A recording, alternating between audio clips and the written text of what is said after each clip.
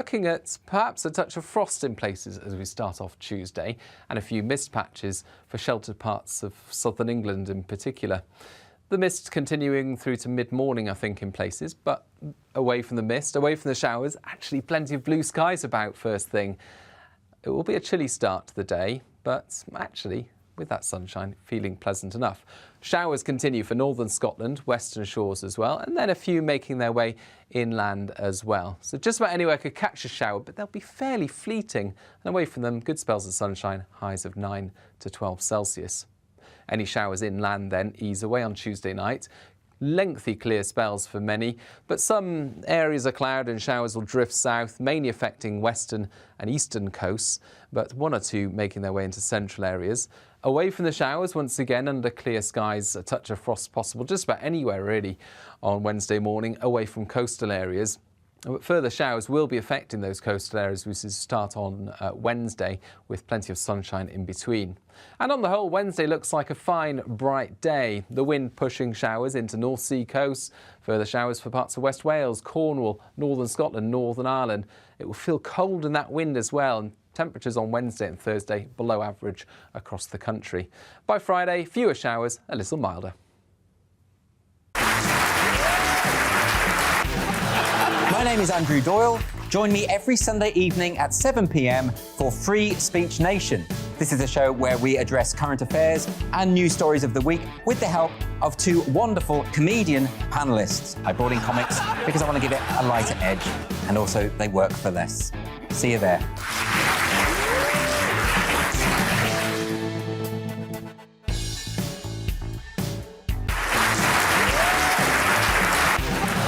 My name is Andrew Doyle. Join me every Sunday evening at 7 p.m. for Free Speech Nation. This is a show where we address current affairs and news stories of the week with the help of two wonderful comedian panellists. I brought in comics because I want to give it a lighter edge, and also they work for less. See you there.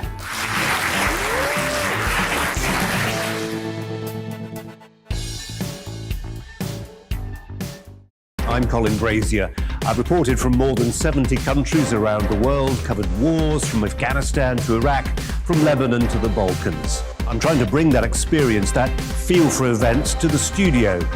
And something else, I'm ready to give an opinion. Today's stories with a spark. Brazier from 8 p.m. weekdays on GB News. Join us for the Political Correction. We're here every Sunday to correct politics and put you, the people, back in charge. We talk about all areas of the United Kingdom, including Northern Ireland.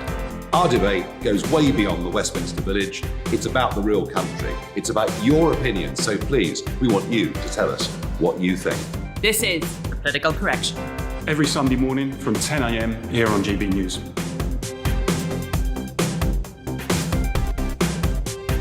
Hi, I'm Patrick Christie's. And I'm Mercy Moroki. And we're hosting a show right here on GB News, 9:30am till 12pm, every single weekday, called To The Point. We're going to be talking about all the big issues that matter to you at home in Britain. Absolutely, whether it's holding politicians to account, discussing what's taking place in the Channel, banging on about law and order, we're not afraid to do the absolute lot of it. Yes, and if you're thinking it, you can guarantee that we'll be saying it. Make sure you're here 9:30am till 12pm, every single weekday, right here on GB News for To The Point.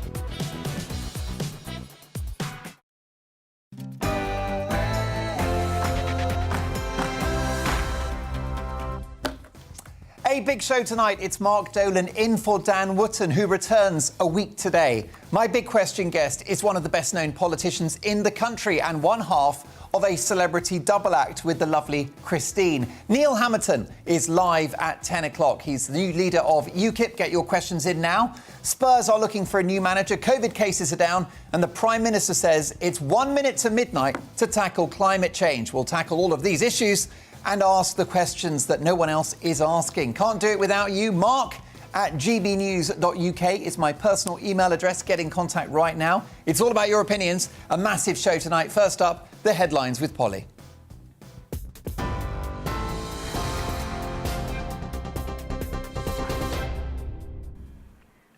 And these are your latest news headlines this hour. And first of all, as we headline our news today, the Queen has addressed world leaders at the COP26 summit in Glasgow. She's released this evening a video message, Her Majesty saying, "None of us live forever, but we're not doing this for ourselves, but for our children and our children's children." As the impact of the environment on human progress was a subject close to the heart of my dear late husband, Prince Philip, the Duke of Edinburgh, I, for one, hope that this conference will be one of those rare occasions where everyone will have the chance to rise above the politics of the moment and achieve. Well, earlier today, Boris Johnson addressed the climate summit in Glasgow too. Around 120 heads of state and government leaders heard the Prime Minister's speech, including the US President Joe Biden, the French President Emmanuel Macron, and the Canadian Prime Minister Justin Trudeau. Well, elsewhere, speaking at a rally near to the summit, Greta Thunberg told climate activists that politicians are pretending to take people's futures seriously and that COP26 would not create change. Change is not going to come from inside there. That is not leadership. This is leadership. Yeah! This is what leadership looks like.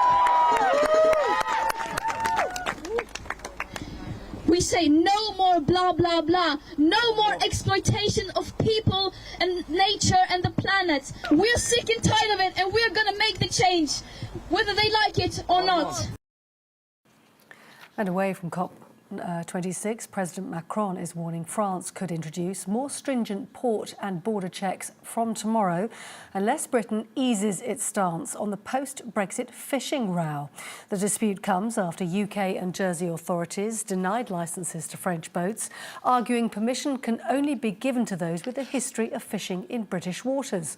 The Foreign Secretary, Liz Truss, says the UK could take legal action if the French don't back down. Downing Street, meanwhile, says it has a robust contingency in place if France disrupts trade from midnight tonight. A 62-year-old man who preyed on a vulnerable teenager nearly 2 decades ago before killing her has been jailed for 18 and a half years.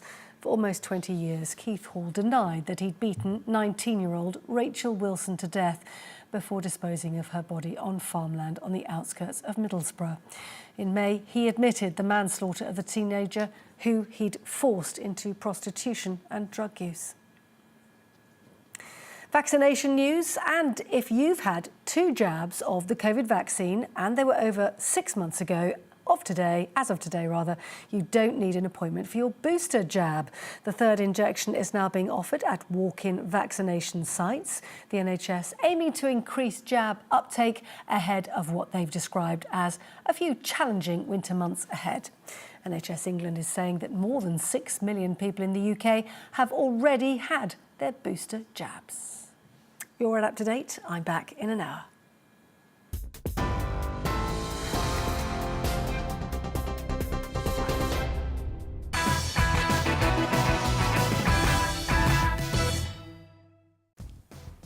It's Monday, the 1st of November. You're watching Tonight Live with me, Mark Dolan, in for Dan Wootton, who returns a week today. I've got to tell you, we have an amazing show lined up. My big question guest at 10 is the new permanent leader of UKIP, one of the best-known politicians in the country, Neil Hamilton, one half of Celebrity Double Act with the lovely Christine. He's also one of the most experienced politicians in the country, and following the Cash for Questions row, a proven survivor too. With Brexit achieved, where is he going to take his party in the years to come? Get your questions in for Neil Hamilton right now. In the clash, is the Prime Minister really right when he says it's 1 minute to midnight when it comes to the climate emergency? Are we on the edge of eco-collapse, or has the Green lobby overplayed its card? I'll be listening to all points of view on that one, and I want your opinions. Should we delay compulsory jabs for NHS workers until the spring? The positive Professor Carol Sikora joins me at 9:30 to give his expert take on that one. Spurs, my team, are on the lookout for a new manager. We'll get reaction from Olympic sprinter Ewan Thomas. In The Outsider, what on earth is going on in the National Trust? And is the British countryside ignored by the political and media elite? I'll put that question to the esteemed deputy editor of Country Squire magazine, James Bembridge. In Uncancelled, is Cambridge University ashamed of Winston Churchill? Spectator columnist and Cambridge graduate Harry Clinch joins me in Uncancelled at 11 to discuss that very issue. Plus, has Black History Month become too politicised? We've got all of the breaking news and tomorrow's front pages and the big topics of the day in our media buzz. And as always, before the end of the show, we will reveal today's Greatest Britain and Union jackass. But my priority, as always, is to get your views on the national television airwaves. So drop me an email now and throughout the show, mark@gbnews.uk. It comes straight to my laptop and I love hearing from you. A big show coming up. We'll have you informed and entertained in equal measure. So fire up the kettle, tear open the Tunnocks tea cakes and let's have some debate. Let's have information, let's have fun and let's get to work.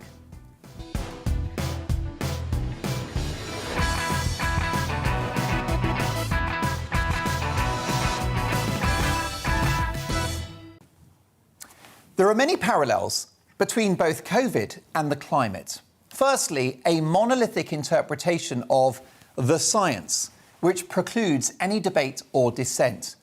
Anyone who challenges the prescribed narrative around either is immediately labelled a denier.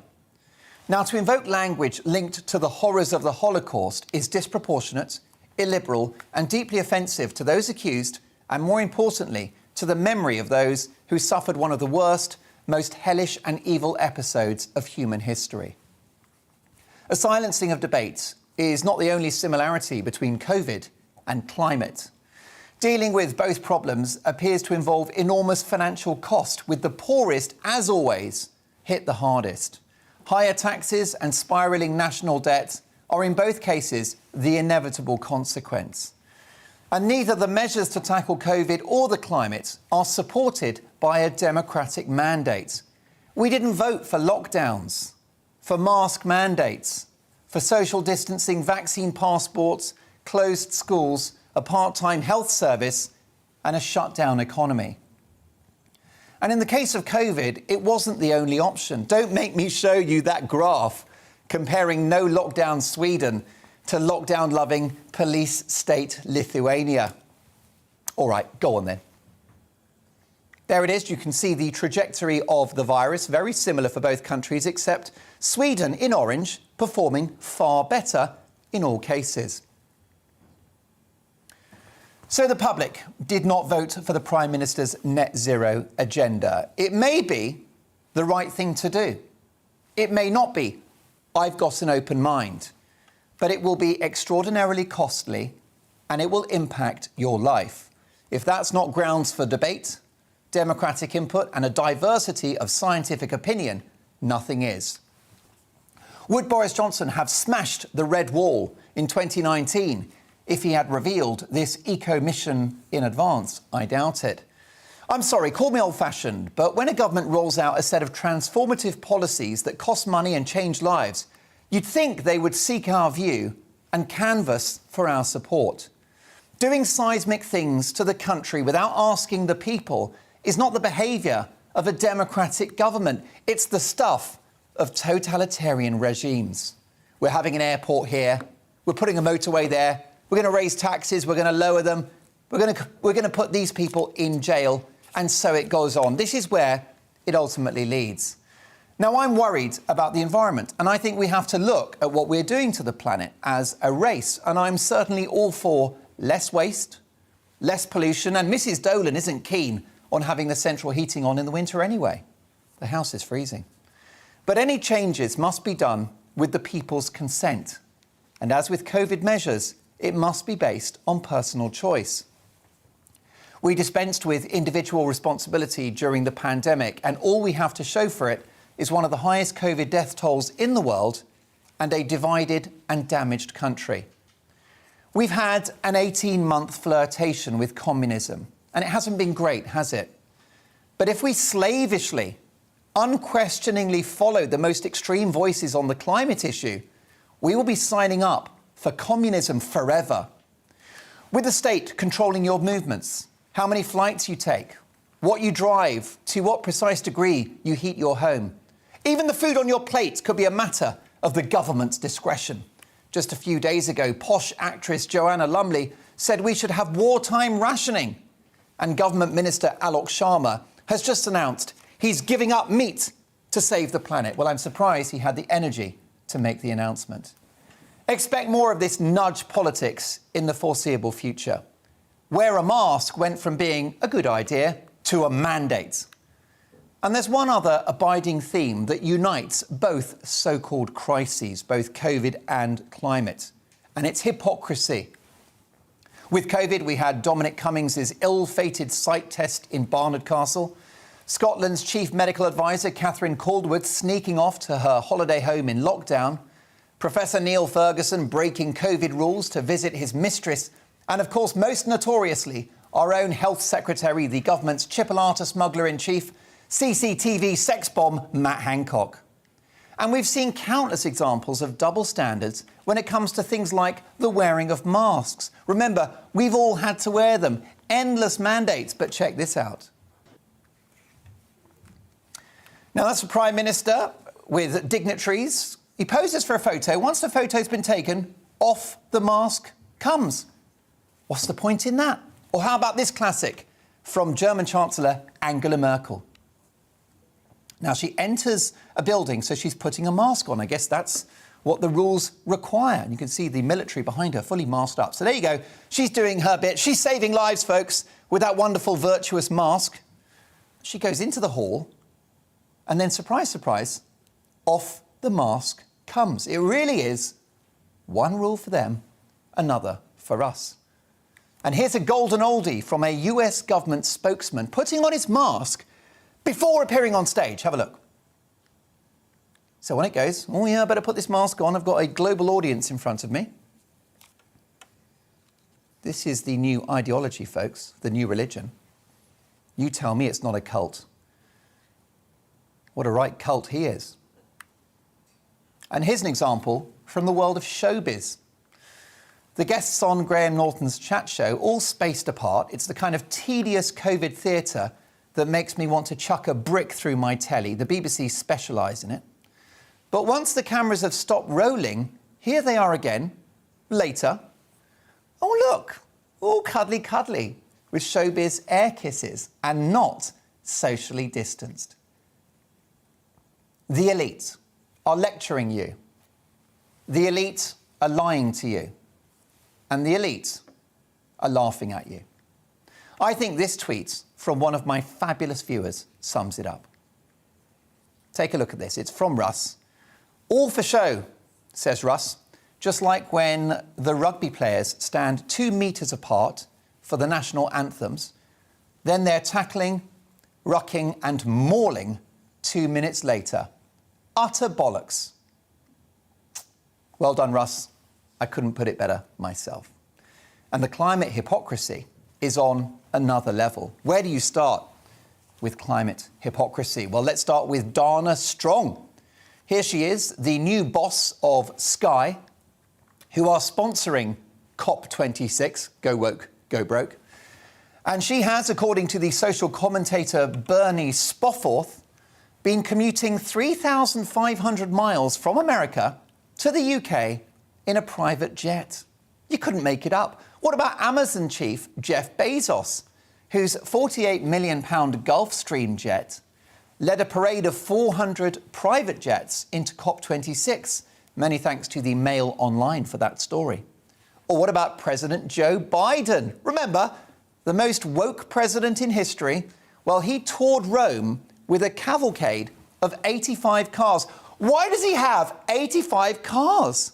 Perhaps he keeps forgetting which one is his.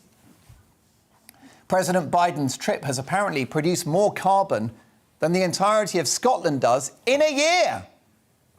But surely, back to me, Tom, the biggest right royal hypocrite is the globe-trotting Prince of Wales. The Prince of Wales. Where do you start with this one? Now, Prince Charles, we've got a shot of him somewhere, right? Him telling you to cut back on your carbon footprint is like Count Dracula telling you to reduce your consumption of blood. Big business, the state, the media and celebrities are at war with the public. selling a range of devastating policies that they themselves will likely ignore, or they're wealthy enough to be insulated from them, whilst the rest of us pay the price. A colossal number of people have seen their lives ruined, and millions have been made poorer globally by measures seen during the pandemic. And we're about to do it again for climate. In the end, I think we do have to act to preserve this great planet, and I take seriously concerns about its immediate and long-term health. The good news is that the green economy can generate jobs.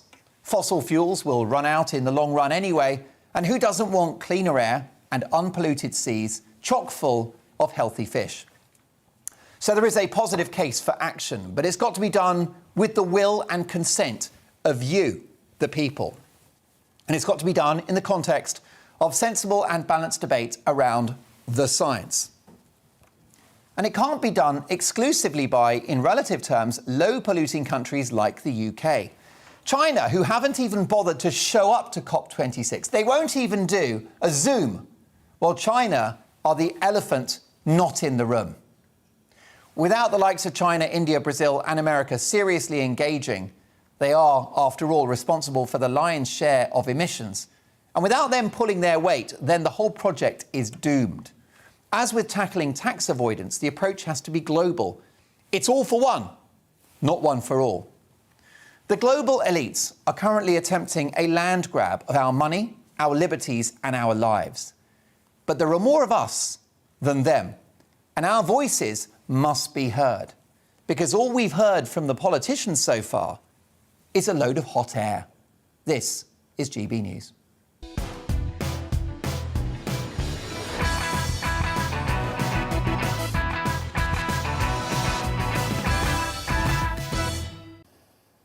With me now and throughout the show is my superstar panel. Columnist and broadcaster Carol Malone, senior reporter at the newspaper Benjamin Butterworth.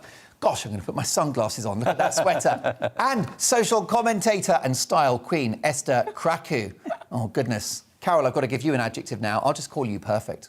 Carol, what, me? Do you think... You. Of course! Me? Carol, the bottom line is that I've got an open mind about strategies to tackle issues around the environment, but I want the public consulted. Yeah. Well, I don't quite know how you do that. I mean, Esther was right last week when she said, you know, the public didn't sign up for the kind of things that we're now about to have to face, which is multi-thousand pounds worth of adjustments to all of our homes. But what I think was really interesting, what you talked about there, was the hypocrisy of the elite. It is a thing now, this elite hypocrisy. You know, they actually believe that the rules and the laws and the morals that apply to the ordinary people, the little people, as I'm sure they say us all, yes, don't apply to them. And that's we've seen that writ large today at COP26. You know, you're right, Joe Biden does not need an 85-car cavalcade. It's saying he's going to produce something like 2.2 million pounds of carbon on this trip, which is astonishing. But, you know, the thing is, there is evidence, Mark, that personal actions by politicians affect the way we view and behave about the way we view, and act on climate change. And from what we're seeing now, they're just saying, stuff it, we don't care. We're telling you, don't do as we do as we tell you to do. And that is not good. Esther? And the lack of self-awareness is absolutely incredible. And for someone like Prince Charles, who's clearly quite passionate about sort of his environmental activism, he should be very frustrated with himself and everyone else he's surrounded by at this COP26 conference, because it's people like this that actually undermine the cause, because they go there polluting more than an entire country just on their journey there to talk about how we should all stop polluting, and expect us to be on board while also telling us, oh, by the way you're fundamentally living is going to be completely changed, while we can roll around in cars powered by cheese and crackers that are apparently healthier for the world. I mean, it's just ridiculous. I think that, you know, for people that actually care about the environment, which is the overwhelming majority of people, contrary to popular belief, even though we are very frustrated with the measures that are being proposed, this is the ultimate way to effectively shoot your cause in the foot, right? All these doomsday figures that never seem to materialize, you lecturing us about climate change and then doing the exact opposite of what you really should be doing. I mean, where do you get off telling the public how to live when you can't even follow your own rules? Benjamin, briefly? I mean, look, first of all, doomsday figures that never emerge is a complete nonsense. But it is. We should be submerged and underwater by now. Christ, I mean, Esther, it's I'm true. Speaking. The last 7 years were the hottest years on record, and sea levels are at the highest they ever have been at the moment. So that ought to be a sign. The fact is that while I agree that some of the politicians and the public figures don't make anything like the effort that they should to set the example, and hypocrisy is never OK, it should not be a distraction from the fact that people sitting at home shouting at their television saying, oh, did Prince Charles fly there? You know, fine, there is a level of hypocrisy, but that will not answer any of the serious questions we have. And I must say that China is, of course, key to us succeeding at COP26. And it should be noticed that he will actually be addressing the conference and has sent a delegation from China to COP26.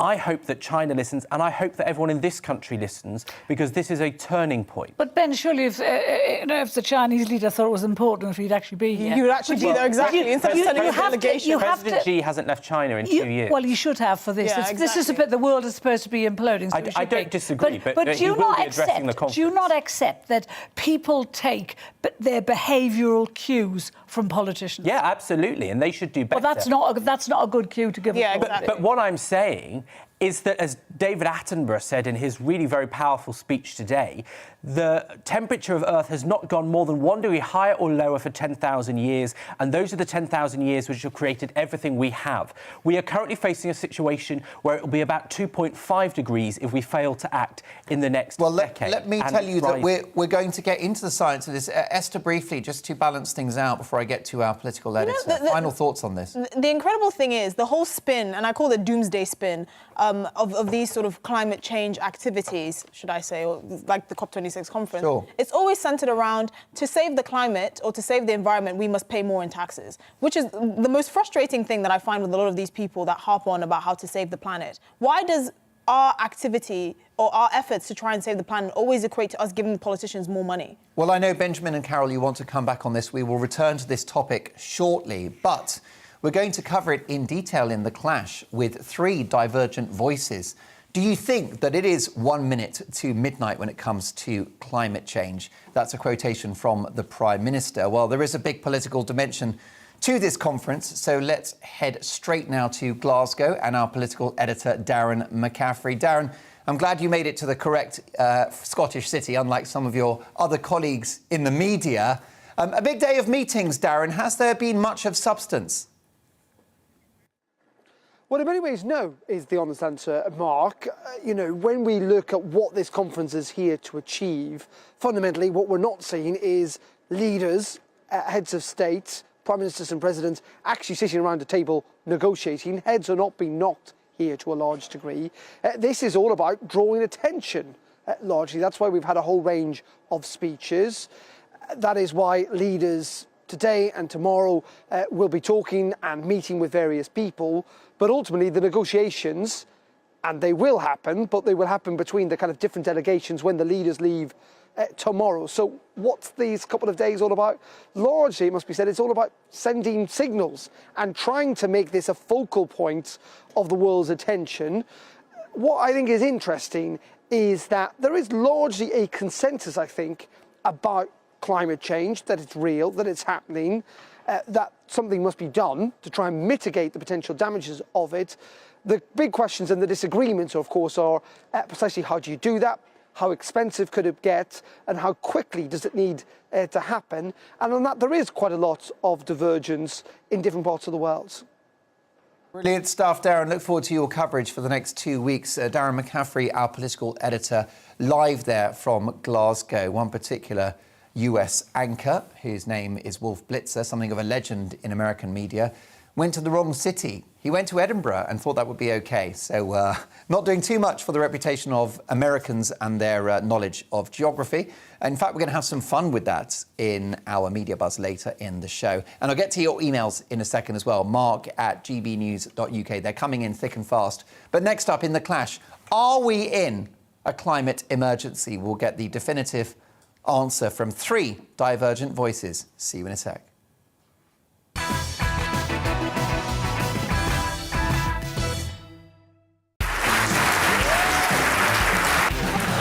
My name is Andrew Doyle.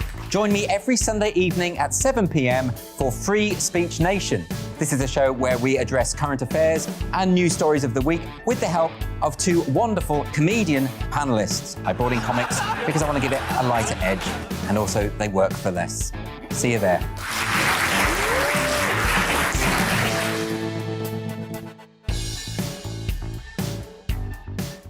I'm Colin Brazier. I've reported from more than 70 countries around the world, covered wars from Afghanistan to Iraq, from Lebanon to the Balkans. I'm trying to bring that experience, that feel for events, to the studio. And something else.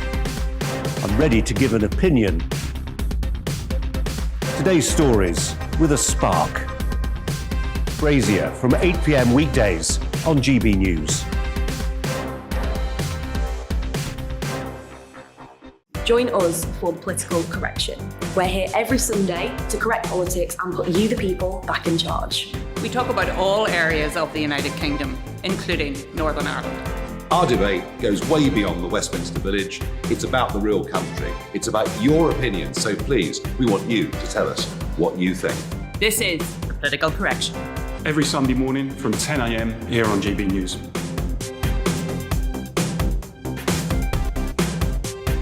Hi, I'm Patrick Christies. And I'm Mercy Moroki. And we're hosting a show right here on GB News, 9:30am till 12pm, every single weekday, called To The Point. We're going to be talking about all the big issues that matter to you at home in Britain. Absolutely, whether it's holding politicians to account, discussing what's taking place in the Channel, banging on about law and order, we're not afraid to do the absolute lot of it. Yes, and if you're thinking it, you can guarantee that we'll be saying it. Make sure you're here 9:30am till 12pm, every single weekday, right here on GB News for To The Point.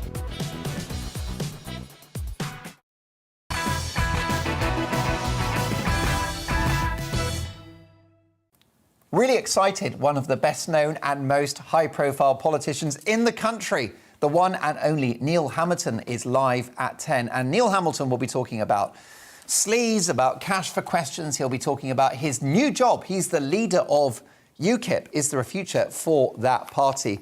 We'll also talk about life in the celebrity fast lane with his glamorous and fabulous wife, Christine. Neil Hamilton, live at 10. Oh boy. He's got a story to tell. So get your questions in for Neil right now, mark@gbnews.uk. And the emails are flooding in. Hi, Mark. I'm old enough to have heard Al Gore say 3 times that this is going to end in, or that the world is going to end in 12 years. Meanwhile, he has accumulated numerous homes, cars, and a multi-million bank account. Stephen says, Mark, David Attenborough, yet another hypocrite. A guy who has flown millions of miles in his lifetime, but now his life is drawing to a close. He wants others to fly less. Meanwhile, Alan says you can't expect Prince Charles to fly on cheap flights due to interference. And who's pulling the strings on Greta Thunberg? Brilliant stuff, Alan. Thank you very much for that email. Finally, Michelle. Hi, Mark. I live in Glasgow, and for 2 weeks, I'm having to live under more restrictions. Roads are closed, diversions, being told not to go into work in the city but work from home, all because the elite want to threaten us that the end of the world is nigh. Greta has landed, but why does no one ask her what she's doing to address the climate change in her own country?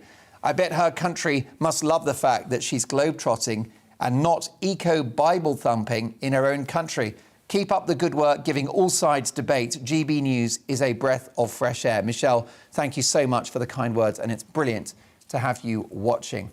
It's time now for The Clash, in which we tackle a big story of the day from opposing points of view. It's all about opinion here at GB News. The Prime Minister has said it's 1 minute to midnight to deal with the climate emergency. But are we on the verge of eco-collapse, or has the Green Lobby overplayed its card? Just how bad may things be, and what is the potential solution, and who pays? To debate this, I'm delighted to welcome Laurie Leybourne-Langton, a climate change researcher. Hi, Laurie. We also have Donncha McCarthy. I've had the pleasure of speaking to Donncha on more than one occasion, a climate columnist at The Independent and former Lib Dem MP, last but not least, broadcaster and filmmaker Lembit Opik. Can I start with you, Laurie? Is it 1 minute to midnight for climate? I don't think that's a very useful way to describe it, but we are at the point now where serious, coordinated global action to get emissions down to net zero has to happen in the next couple of decades. Is it 5 to 12, quarter to 12, half 10? I don't think the clock analogy is very useful. There is no sort of cliff edge moment where the whole world will end overnight. That's going to happen. Things will just get worse, and ultimately much, much worse if we don't take action now. And we've already seen severe impacts happening around the world, which were predicted a long time ago, and worse impacts will happen into the future. So it's the absolute crunch point moment. Laurie, hypothetically, if we did nothing for 50 years, the planet would still exist? There would be a rock orbiting the sun. It would probably still have oceans on it. Would it have organised societies where we enjoy the standard of living that we do in this country? It is arguable whether that would be the case if we did nothing for the next 50 years. Would we see horrendous impacts around the world, including falling on the people who've contributed least to the problem and are already in severe poverty and other things? We absolutely would. So we've already seen some of the impacts now. So we have to act. Now is the key moment, and we need meetings like Glasgow, but not just Glasgow, to be positive in that they come away with agreements that speed up action to sort out this problem. And as a last thing, that action, the kind of things that we need to do to deal with the environmental emergency, are precisely those that we could have been doing anyway to realise a healthier and more equal world. David Opik, the data doesn't lie. The planet is heating up. I'm sure I would like Laurie if I met you socially, but it's rubbish what you said. If you actually look at the history of the human race, we've actually lived through a bit of an ice age. We had nothing to do with that. If you look back about 140 million years, there is no serious relationship between CO2 and ice ages and warmings. I'm sure you've heard of the Milankovitch cycles. I've mentioned them on GBNews before, the way the Earth goes around the sun. That's far more significant than CO2. CO2 seems to be a lag factor. More importantly, CO2 is a fertilizer. And CO2, if it goes below a certain level, will kill us all, around 100 to 150 parts per million. We've been dangerously close to that in the past. Let me just make this really simple and not that scientific. This climate emergency is not happening. The biggest concern we should have is the next glaciation. And I'm sure, Laurie, and I'm sure Donnchadh, who it's great to see you again, you understand that we're in an interglacial phase. The big danger for us is the ice sheets coming down again. CO2 is not driving the end of the world. This is a religion. We're all going to die. It's your fault. But if you repent, then you will be saved. And I'll ask you, Laurie, and you, Donnchadh, to explain why, at the height of the Younger Dryas ice age, and you'll know about this because clearly you're speaking about the science here, why at the coldest point in the Younger Dryas ice age, CO2 was at least the same level as it is now. Donnchadh? Yeah, thank you, Mark, for having me on. This year in Canada, temperature records were broken by 5 degrees centigrade. Not by 1 degree, 2 degrees, 5 degrees centigrade. That led to horrific wildfires. It's led to the collapse of the wheat crop. The durum wheat cost now globally is 50% up, meaning many poor people who are dependent on wheat for their staple diet are now having to pay more. This is in 2021. If we continue the way we go, it's very clear. The Chatham House report commissioned by the Foreign Office last month stated very clearly that if we go ahead unrestricted with carbon emissions, we're facing a potentially simultaneous failure in a number of our food baskets. Think of what that would mean for civilization. You have seen this year the impacts of inflation on our economies. If we get disastrous crops simultaneously in our food baskets, think of what that would mean for food inflation and for hundreds of millions of people across the planet. This is alert danger. Look at China. Normally when you have water and flood rainfall records broken, they're broken by 1 degree, 2 degree, 3%. In China, over a couple of days, they had an entire year's rainfall fall in 3 days. It is clear we're in the middle now of the emergency and we've got to act. And thank God the Prime Minister is finally beginning to use the language that needs to be used to wake up the public. Boris Johnson's not a political ally of mine in terms of what my politics are.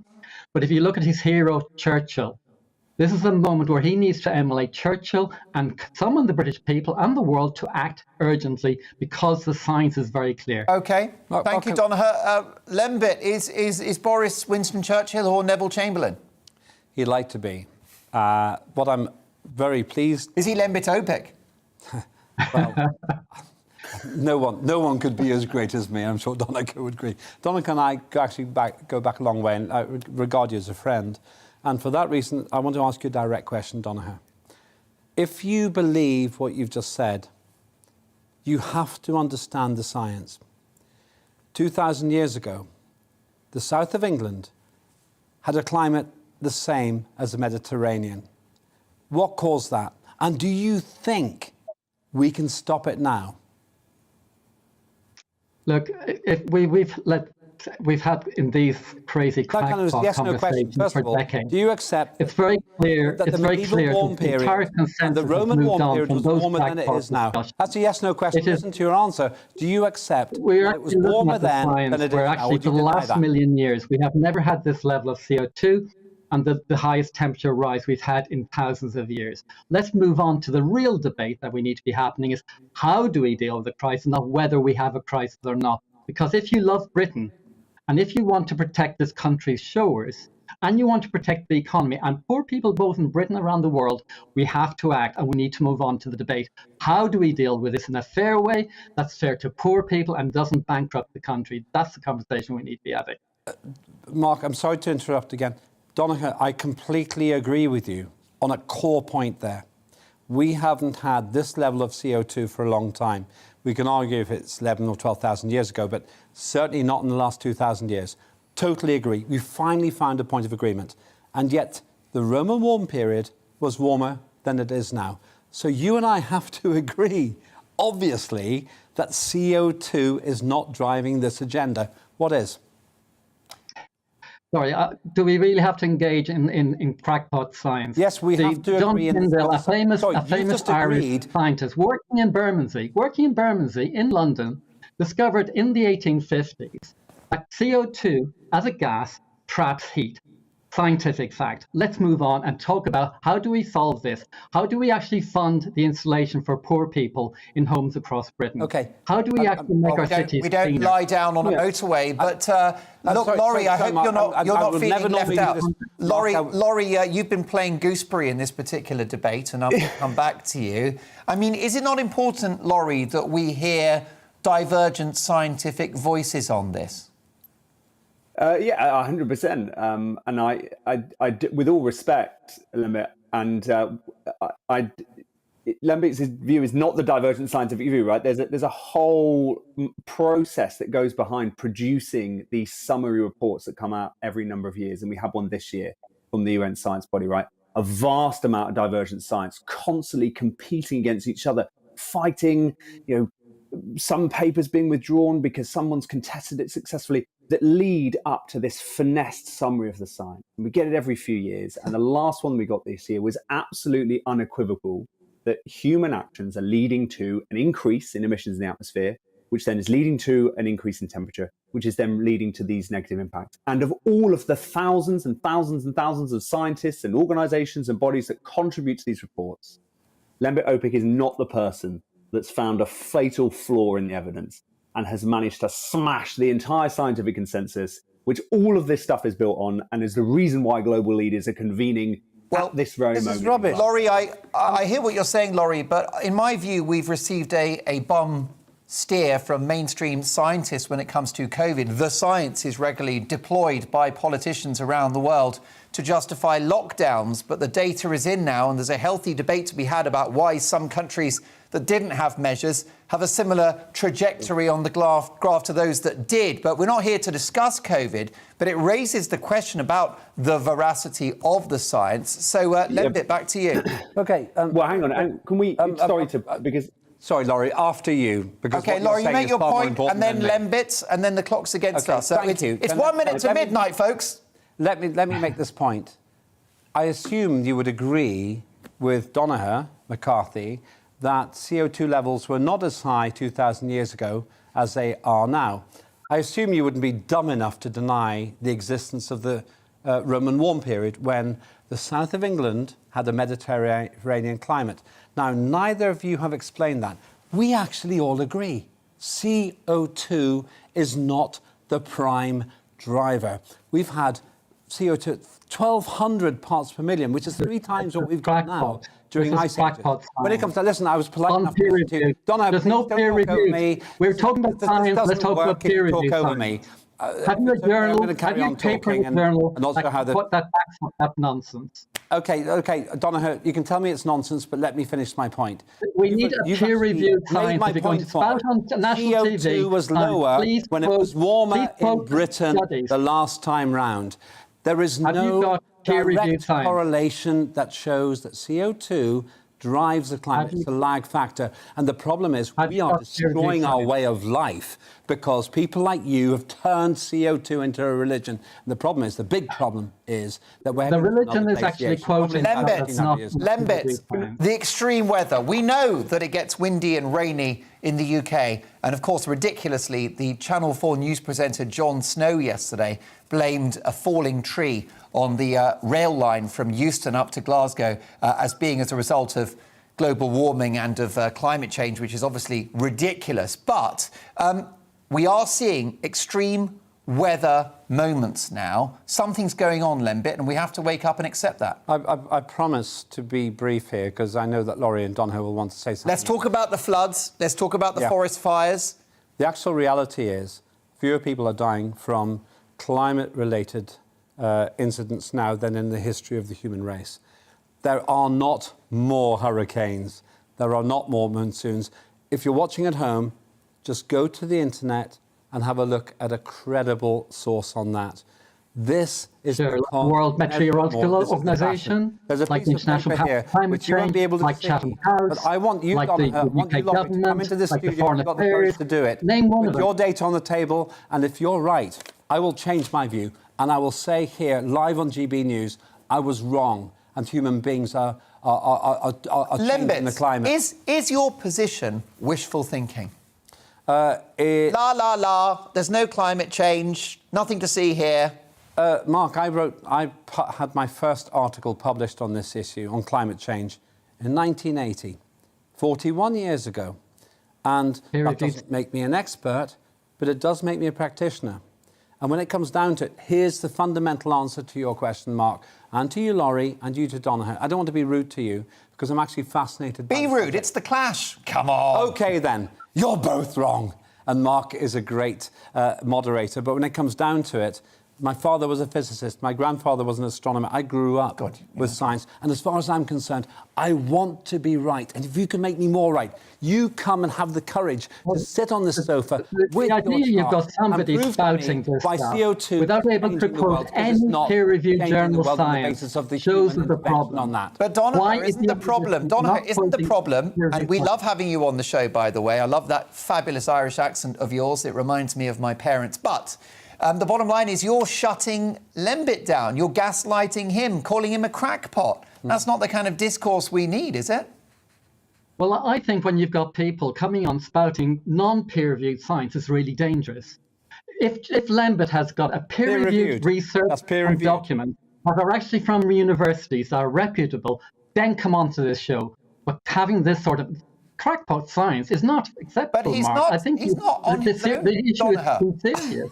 Lembit is not alone in thinking that this has been oversold by the Green lobby. Well, you talk to the people who actually are paying the price for increase in wheat prices. Talk to the people who died in fires in the Mediterranean. Talk to the people who died in Germany. And what are we going to do to future generations? Say, oh, Lembit OPIC quoted a non-peer-reviewed science on a TV program. Donoghue, this is serious. Mark, you said that you care about live on air on nature. GB News. Share your data. Will you do it? Yes or no? Look, can I Laurie, come in and look? help me out here. Laurie, I'm very please, happy. throw me a bone. I'm very happy any time to come in and bring. I'll print them out. I'll make them a bit bigger so we can see them better on the camera. I'll print out the graphs from the IPCC, from the World Meteorological Organization, if you want. This is the best science in the world. It's all peer-reviewed. It all shows, for example, that CO2 is at the highest level it's been for a very long time, including more than 2,000 years. But some of the issues we've raised over the course of this program, I think really the ones that any viewers of GB News and anyone else really cares about, which is that some politicians are not giving the leadership that we want on this issue. We don't want the kind of hypocrisy and ridiculous things that we've seen in the context of this summit. And we should and can have different politicians. We can vote them out. Also, we have governments who are not delivering the kind of strategies that we need to deal with the issue, but do it in a way that doesn't impact people, that makes people poorer or the world more unequal. The British government right now, for example, could invest far more money in helping people make the transition away from their drafty and uninsulated homes, and also in moving away from vehicles that cause air pollution, which affects their kids' health. But it's not taking the kind of actions, making the kind of investments that are needed. And before someone comes back and says, oh, well, at the end of the day, the taxpayer's going to have to pay for this, we have to understand that COVID has shown us something, right? Which is when we face an emergency, like we do with the environmental crisis, governments can step in and take extraordinary action. More's the pity, Laurie. More's the pity. 2 trillion quid's worth of national debt, one of the highest COVID death tolls in the world. That's the problem. But, Mark, you've created something special here. Donoghue doesn't want to be involved in this. I respect that. Donoghue, you have a different agenda. Laurie, I look forward to meeting you here. We can talk beforehand, and then we can put your case and my case live in front of GB News viewers, which is anybody who wants to watch. And if you're right, I promise you one thing. I will change my view live on air on one condition, that we actually look at each other's data with respect. Laurie, a final thought on this. What about the democratic aspects of it? Do you not think that there should be a referendum, or it should be part of a general election campaign if politicians want to have these measures? Well, I mean, for net zero, getting to net zero itself, that was very clearly marked in the Tory manifesto 2019, and people overwhelmingly voted to elect the Conservative Party. When it comes to the various issues of what we do, what action that we take to get to net zero, I think there does need to be much more debate. I think we need political parties who are stepping up and saying the government has not done this right. It could have invested more money earlier on to transition to more insulated homes. I know we get a bit sensitive to it talking about this because of Britain's tactics and stuff, but that should have happened early, and it would have been good for people even without the environmental imperative to do so. And when it comes to more democratic involvement, I'm in favour of citizens' assemblies. I think there should be more direct contact with people across the country, not about the silly debates about whether the science is real or not, but about how local places deliver the measures in their area that both deal with the emergency, get us to net zero, as well as make people's lives happier and healthier, which are exactly the kind of win-win we can do by delivering action that we need to deal with the climate. Well, I think that strikes the right note to engage with the British people, Laurie, who will be paying for this and who will, suffer any negative consequences. Very briefly, with the clock against us, Donoghue, it's now 30 seconds to midnight. Final thoughts, please. Yeah, well, I thought the point about actually the Citizens' Assembly was well made.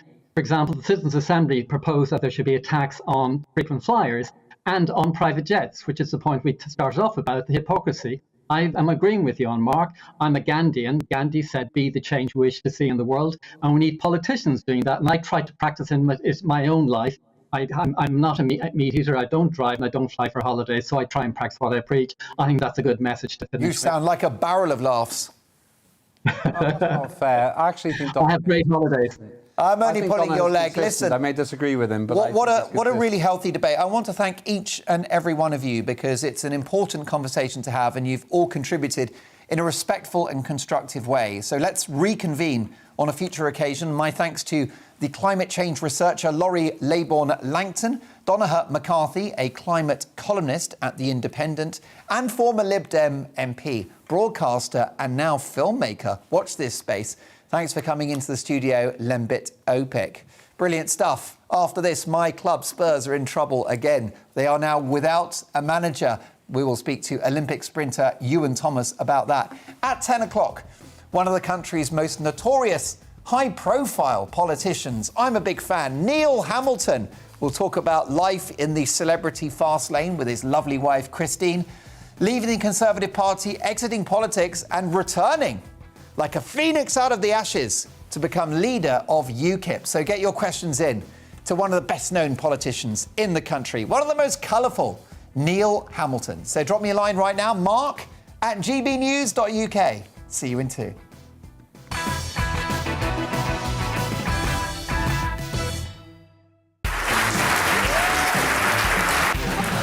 My name is Andrew Doyle.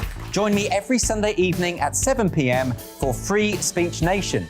This is a show where we address current affairs and news stories of the week with the help of 2 wonderful comedian panellists. I brought in comics because I want to give it a lighter edge, and also they work for less. See you there.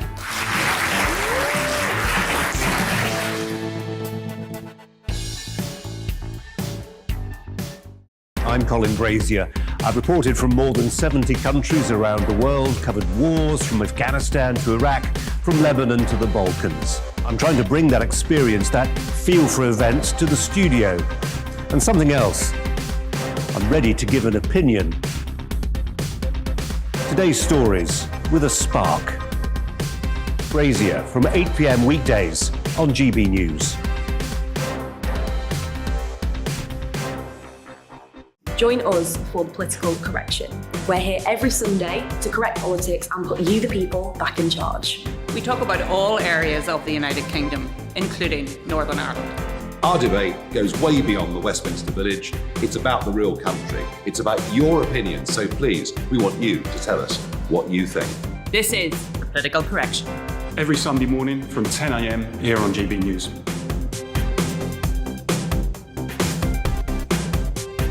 Hi, I'm Patrick Christie's. And I'm Mercy Moroki. And we're hosting a show right here on GB News, 9:30 a.m. till 12 p.m. every single weekday. Call to the point. We're going to be talking about all the big issues that matter to you at home in Britain. Absolutely, whether it's holding politicians to account, discussing what's taking place in the Channel, banging on about law and order, we're not afraid to do the absolute lot of it. Yes, and if you're thinking it, you can guarantee that we'll be saying it. Make sure you're here 9:30 a.m. till 12 p.m. every single weekday right here on GB News for To The Point.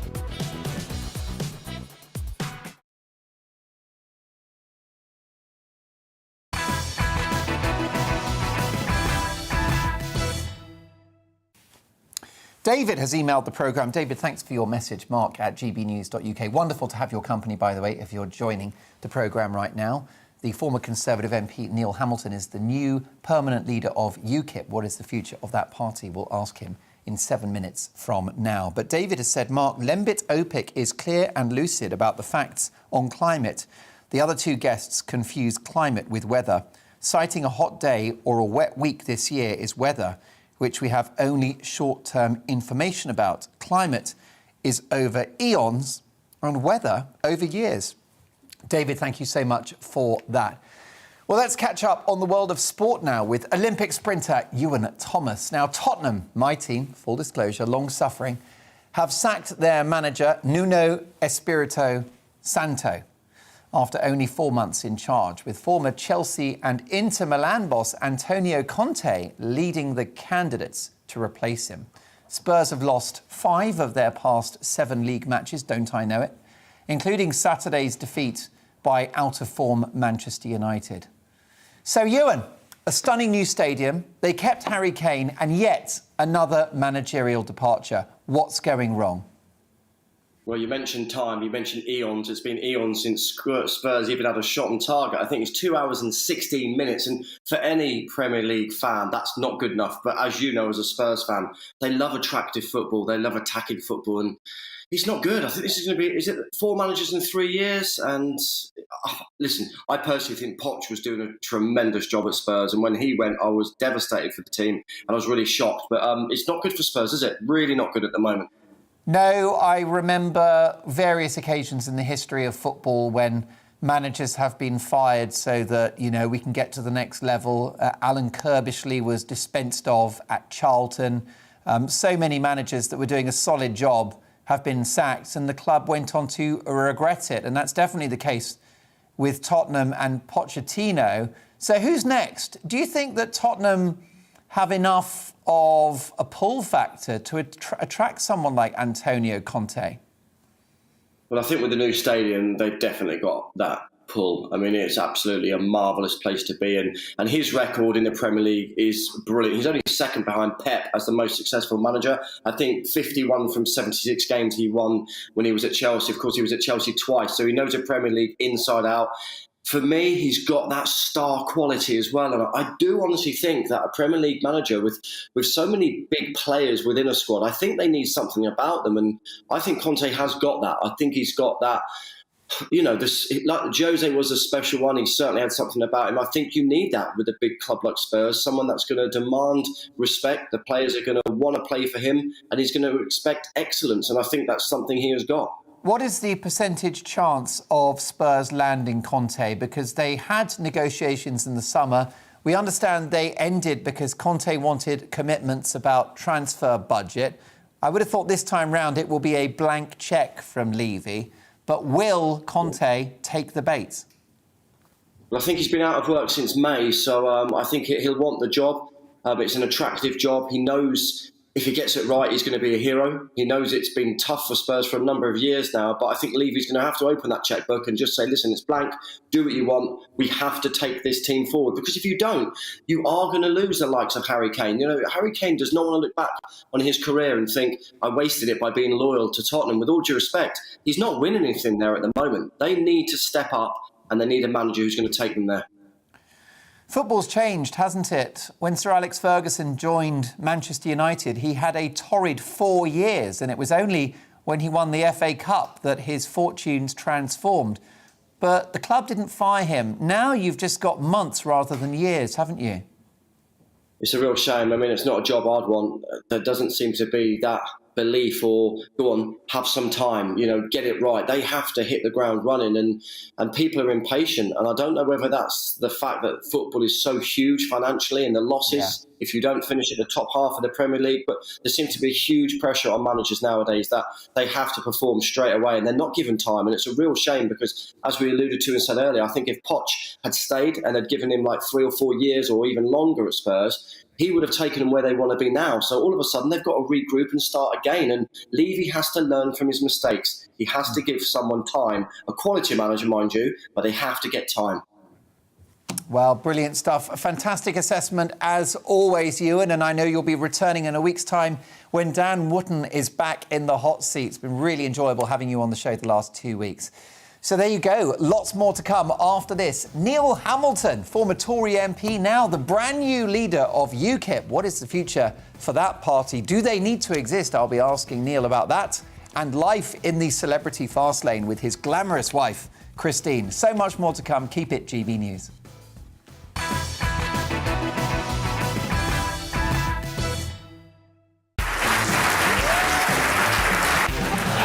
My name is Andrew Doyle. Join me every Sunday evening at 7 p.m. for Free Speech Nation. This is a show where we address current affairs and news stories of the week with the help of 2 wonderful comedian panellists. I brought in comics because I want to give it a lighter edge, and also they work for less. See you there.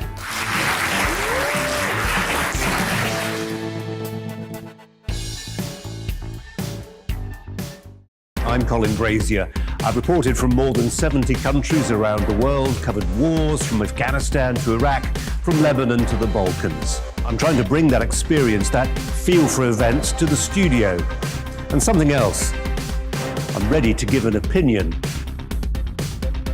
Today's stories with a spark.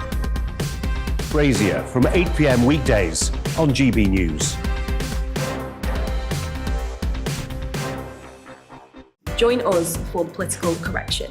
We're here every Sunday to correct politics and put you, the people, back in charge. We talk about all areas of the United Kingdom, including Northern Ireland. Our debate goes way beyond the Westminster Village. It's about the real country. It's about your opinion. So please, we want you to tell us what you think. This is the political correction. Every Sunday morning from 10 a.m. here on GB News.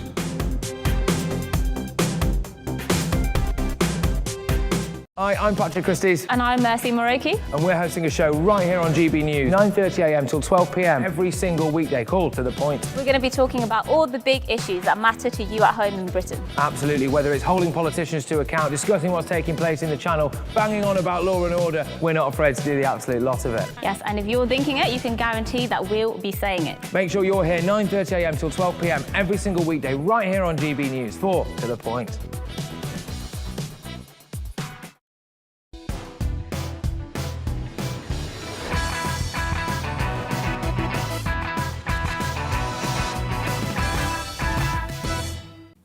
So many emails coming in. I can't wait to read them out. I'll read them out in 2 minutes' time. And don't forget Neil Hamilton, the other side of the news headlines, with my fantastic colleague, Polly Middlehurst.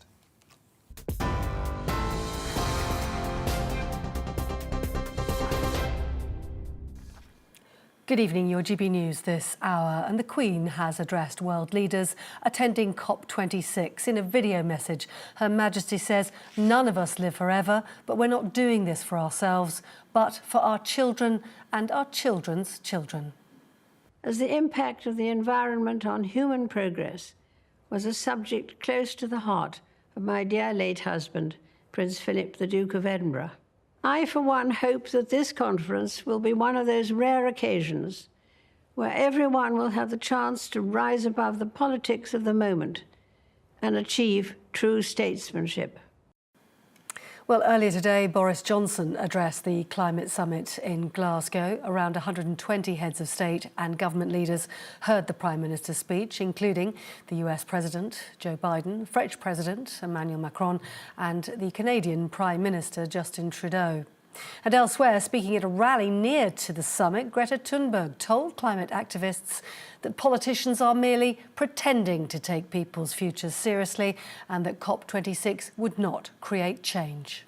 Change is not going to come from inside there. That is not leadership. This is leadership. This is what leadership looks like.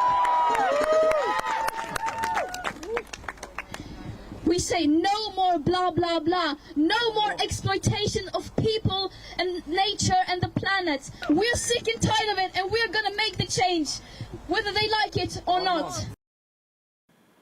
Well, away from COP26, President Macron has appeared to have backed down on threats to take action against the UK in a dispute over post-Brexit licences to fish in British waters. Earlier, he warned they could block British boats from landing their catches in French ports from midnight tonight. The dispute comes after UK and Jersey authorities denied licences to French boats, arguing permission can only be given to those with a history of fishing in British waters. But Mr Macron says negotiations now must continue, and tonight a UK government spokesman welcomed that new position. The Foreign Secretary Liz Truss had earlier warned the UK could take legal action if the French didn't back down. The former Kent and England cricketer Alan Iggleston has died at the age of 57. He'd been receiving end-of-life care after suffering 2 strokes in 2018 and 2020. The ex-seam bowler played in 3 tests and 4 one-day internationals for England and represented Kent for 12 years. Now, vaccinations. And if you've had 2 jabs of the COVID vaccine and they were over 6 months ago, as of today, you don't need an appointment for your booster jab. The 3rd injection is now being offered at walk-in centres as the NHS aims to increase jab uptake ahead of what they've described as a challenging few winter months ahead. NHS England says that more than 6 million people in the UK have already had their boosted jabs. You're right up to date. Now back to Mark.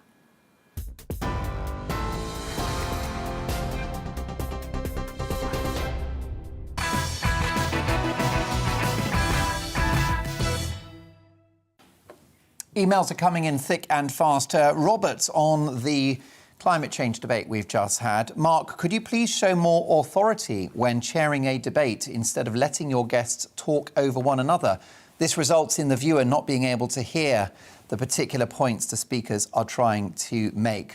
Well, Rob, I do love a good old ding-dong on this show, but your point is duly noted.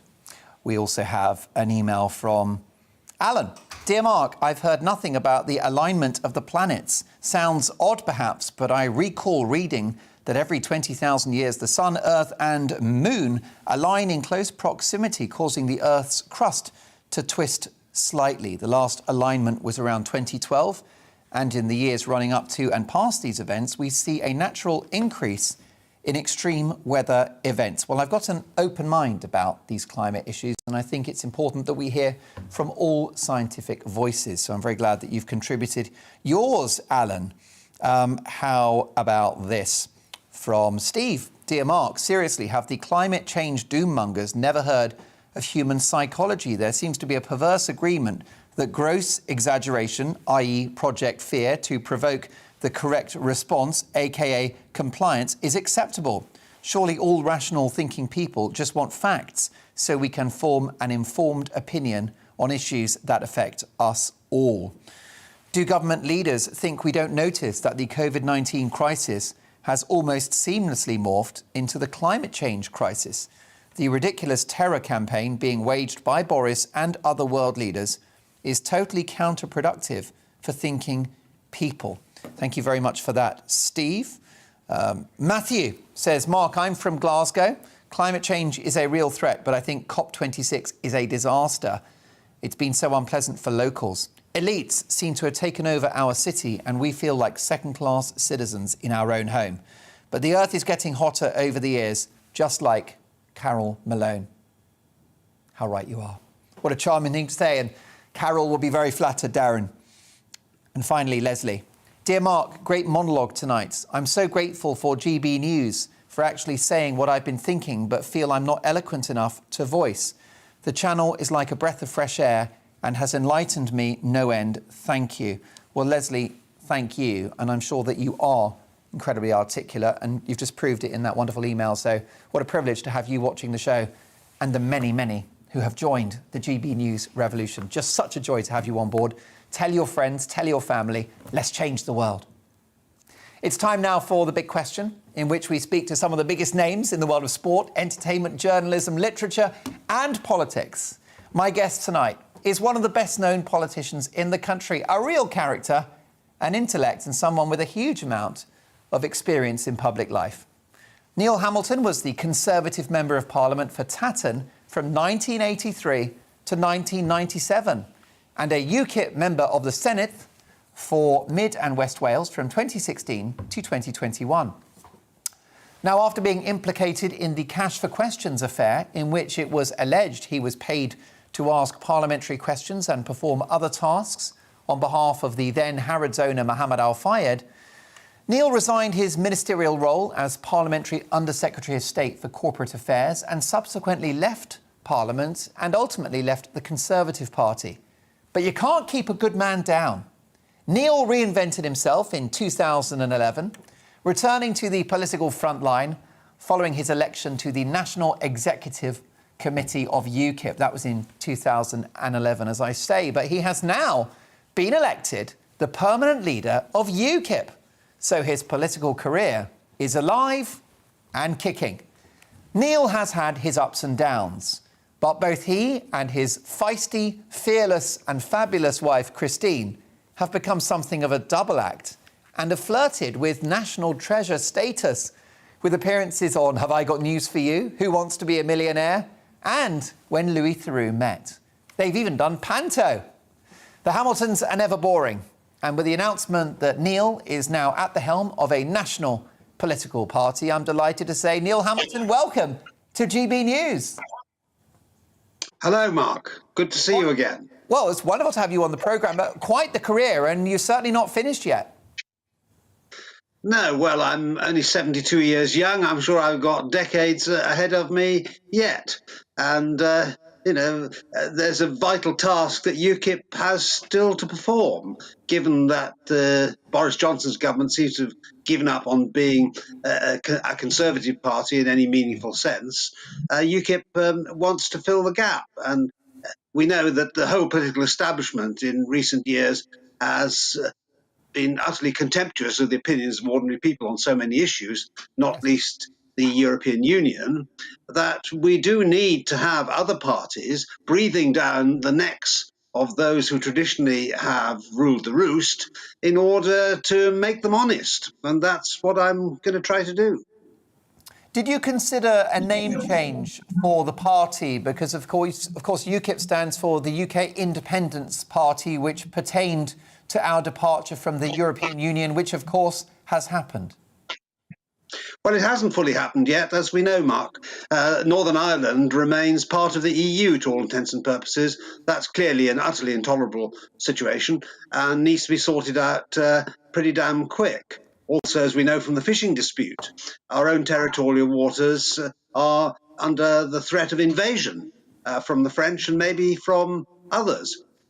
We've also yet to depart from the corpus of rules and regulations which we inherited from the EU, which have been built up over the last half century. So we haven't actually exercised any of the freedoms which, in theory, we have acquired as a result of Britain leaving the EU. There's an enormous amount to be done as yet. And the government has now raised the tax levels, or announced it's going to raise them to the highest level since 1950. And the CRAP 26 conferences in Glasgow are going to impose massive burdens upon British taxpayers and people who aren't even rich enough to pay taxes at all.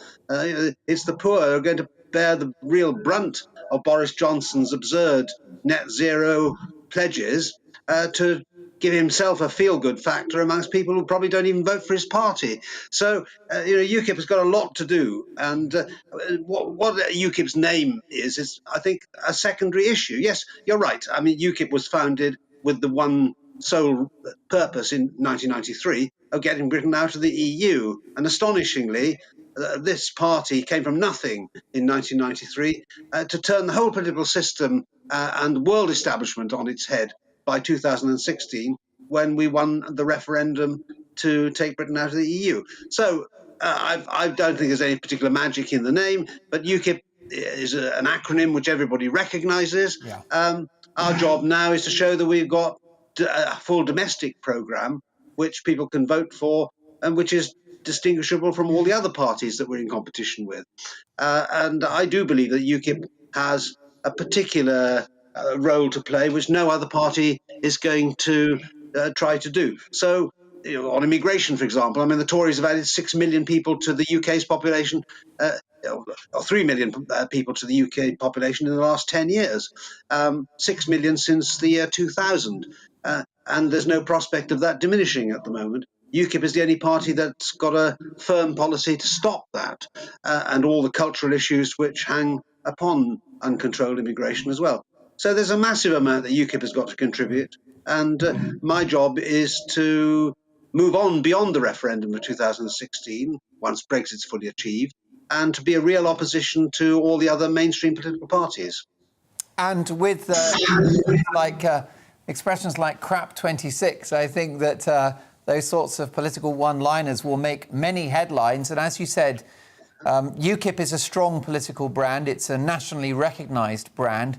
And it stands for, I don't know, low taxes, of course, controlled immigration, Euroscepticism, and individual liberty. Are you not concerned, though, that some of these values are shared by the likes of Reform UK and Richard Tice? I'm sure you're friendly with Richard Tice and his ilk. Are you worried that you'll all cancel each other out?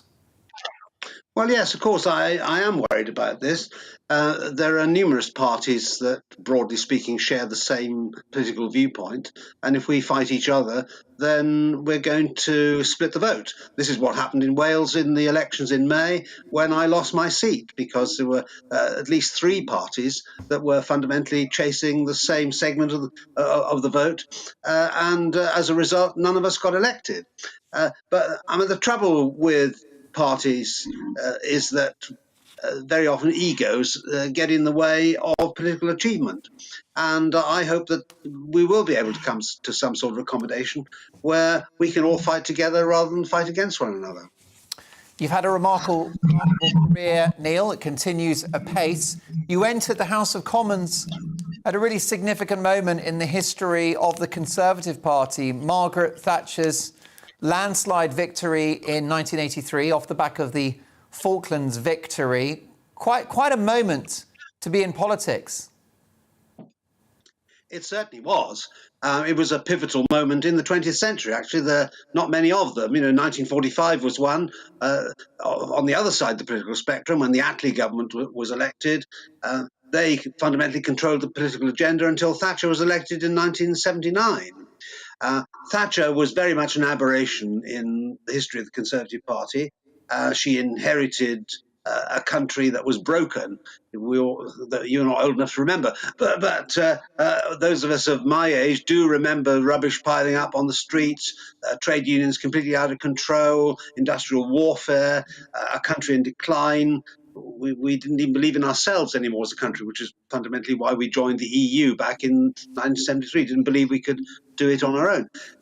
And she transformed the whole national spirit in the 1980s and 90s with privatizations, cuts in taxes, the promotion of the entrepreneurial spirit, and greater reliance on people's individual power to control their own lives. And that has been eroded in the last 20 years. In this century in particular, Blair followed basically the Tory government's plans in the first of his governments up to 2001. And after 2001, we followed yet again that dolorous roll downwards in the socialist programme. And sadly, the current Conservative government seems to be a little different from that. They're just following on from that trajectory. I mean, Blair would be amazed, I'm sure, to know that we're restoring under Boris Johnson, or planning to restore under Boris Johnson, government spending and taxation levels as a proportion of GDP to where they were at the end of the Attlee government in 1950. But that's the reality.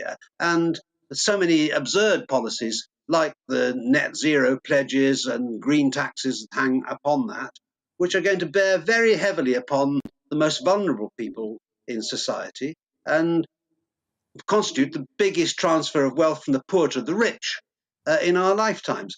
So Thatcher would have been horrified, I think, by these developments. And so I want to restore the kind of spirit which we had back in 1983, because that's the only way I think we're going to make a success of Brexit, and we're going to be a successful nation in the world.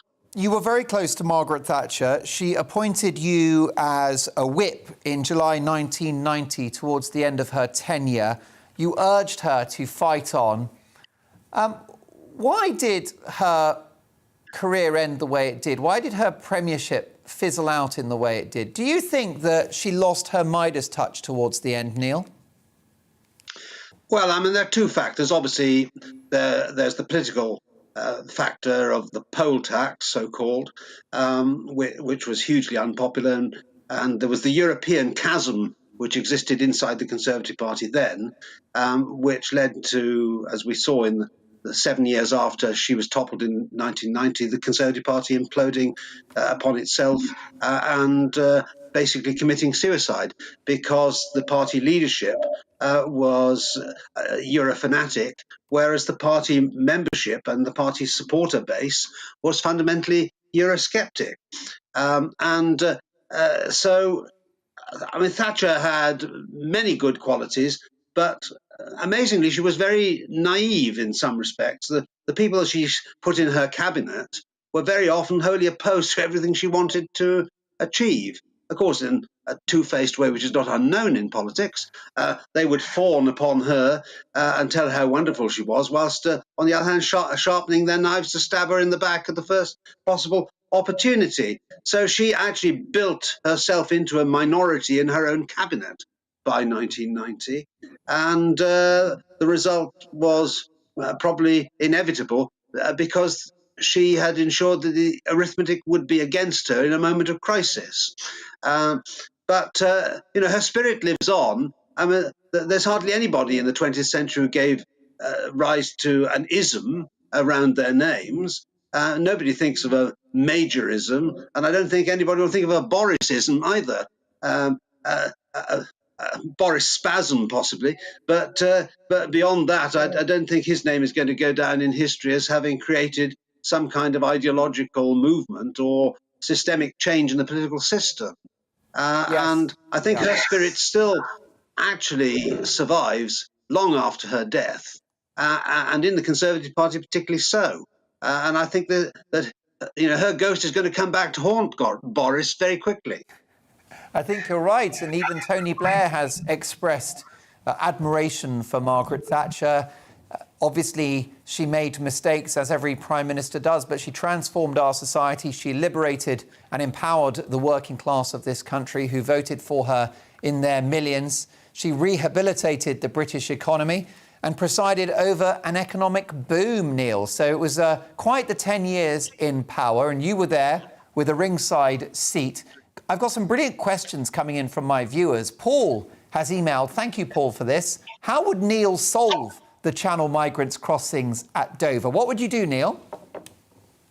Well, I don't think we should accept the current situation whereby the British Navy or the RNLI are just used as kind of escorts for illegal immigrants to land them on our shores when they're welcomed aboard by the Home Office, put in hotels, and then they live at the taxpayers' expense forevermore, it seems.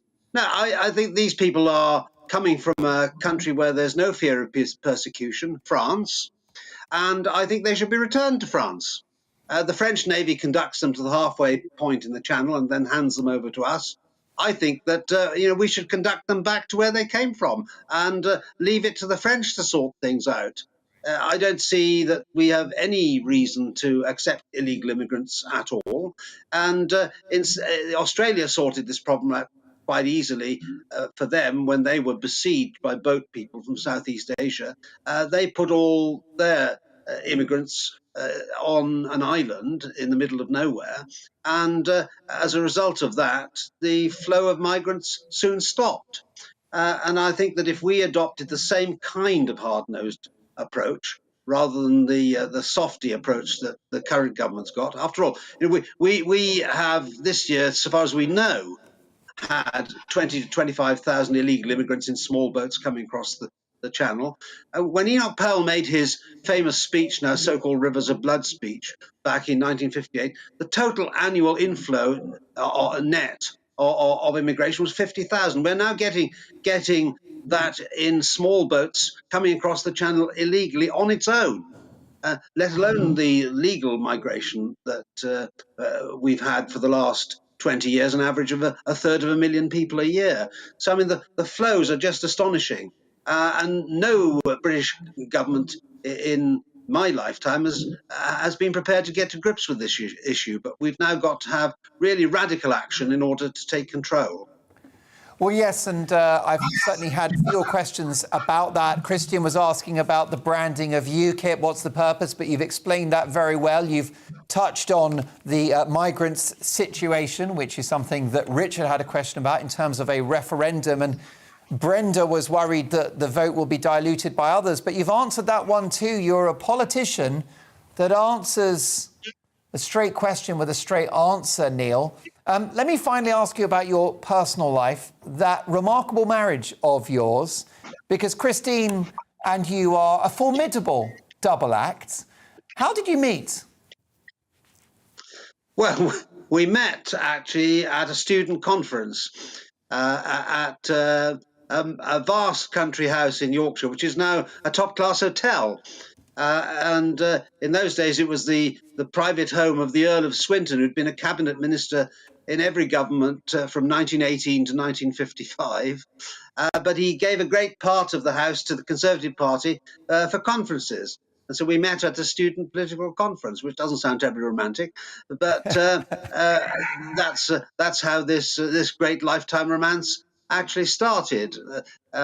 We did have a romantic trysts on the battlements at dawn, but then Christine cast me into outer darkness for 7 years, and I had to clamber back up the north face of the Eiger of her affections in order to be where I am now, at the peak of happiness, as I have been for the last 40 years. You've had lots of ups and downs, a few financial woes over the years, one or two political dramas and scandals. But, you know, here you are leading a national political party. She's by your side. You've both aged fabulously well. I mean, you mentioned you're 72, and frankly, you're like a teenager compared to Joe Biden or Donald Trump. So clearly there's lots more to come. What makes that marriage tick, finally? What's your secret? Oh, well, I find so long as I do exactly as I'm told, we get on very well. There's no way to follow that answer. Neil, brilliant to have you on the show. I extend an invitation to you and Christine to come to our studios in Paddington and London to be part of our panel in the near future. We'd love to have you. Thanks so much for joining us, and thanks so much for your brilliant questions. We couldn't get through all of them, but a big engagement there with my interview with the brand new permanent leader of UKIP, who are very much an ongoing concern on the watch of Neil Hamilton. Now, next up, we will have a look at the countryside. Has the countryside been ignored in the course of the pandemic? And what's going on with the National Trust? We will speak to a top journalist in the countryside after this.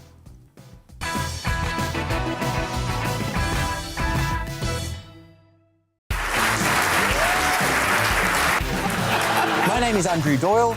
Join me every Sunday evening at 7 p.m. for Free Speech Nation. This is a show where we address current affairs and news stories of the week with the help of two wonderful comedian panellists. I brought in comics because I want to give it a lighter edge, and also they work for less. See you there.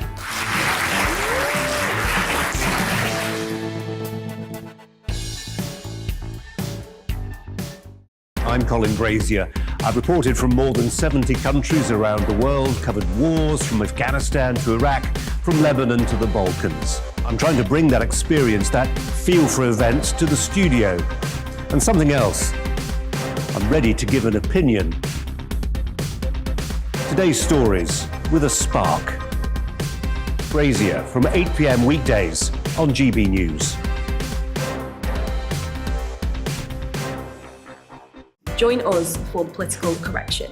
We're here every Sunday to correct politics and put you, the people, back in charge. We talk about all areas of the United Kingdom, including Northern Ireland. Our debate goes way beyond the Westminster Village. It's about the real country. It's about your opinion. So please, we want you to tell us what you think. This is the political correction. Every Sunday morning from 10 a.m. here on GB News.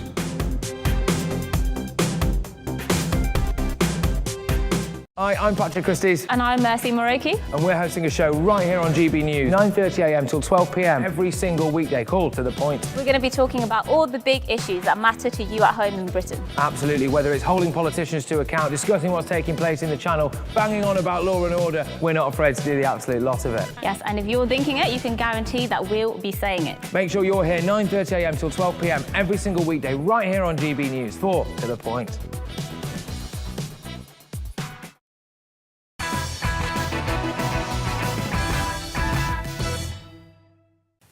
Well, look, it's all about balance. And Declan says, "Dear Mark, I remember what Margaret Thatcher did. She turned decent, naive working communities into proud homeowners who relied upon the longevity of their jobs to pay their mortgages and turned those employees into the slaves of the employers.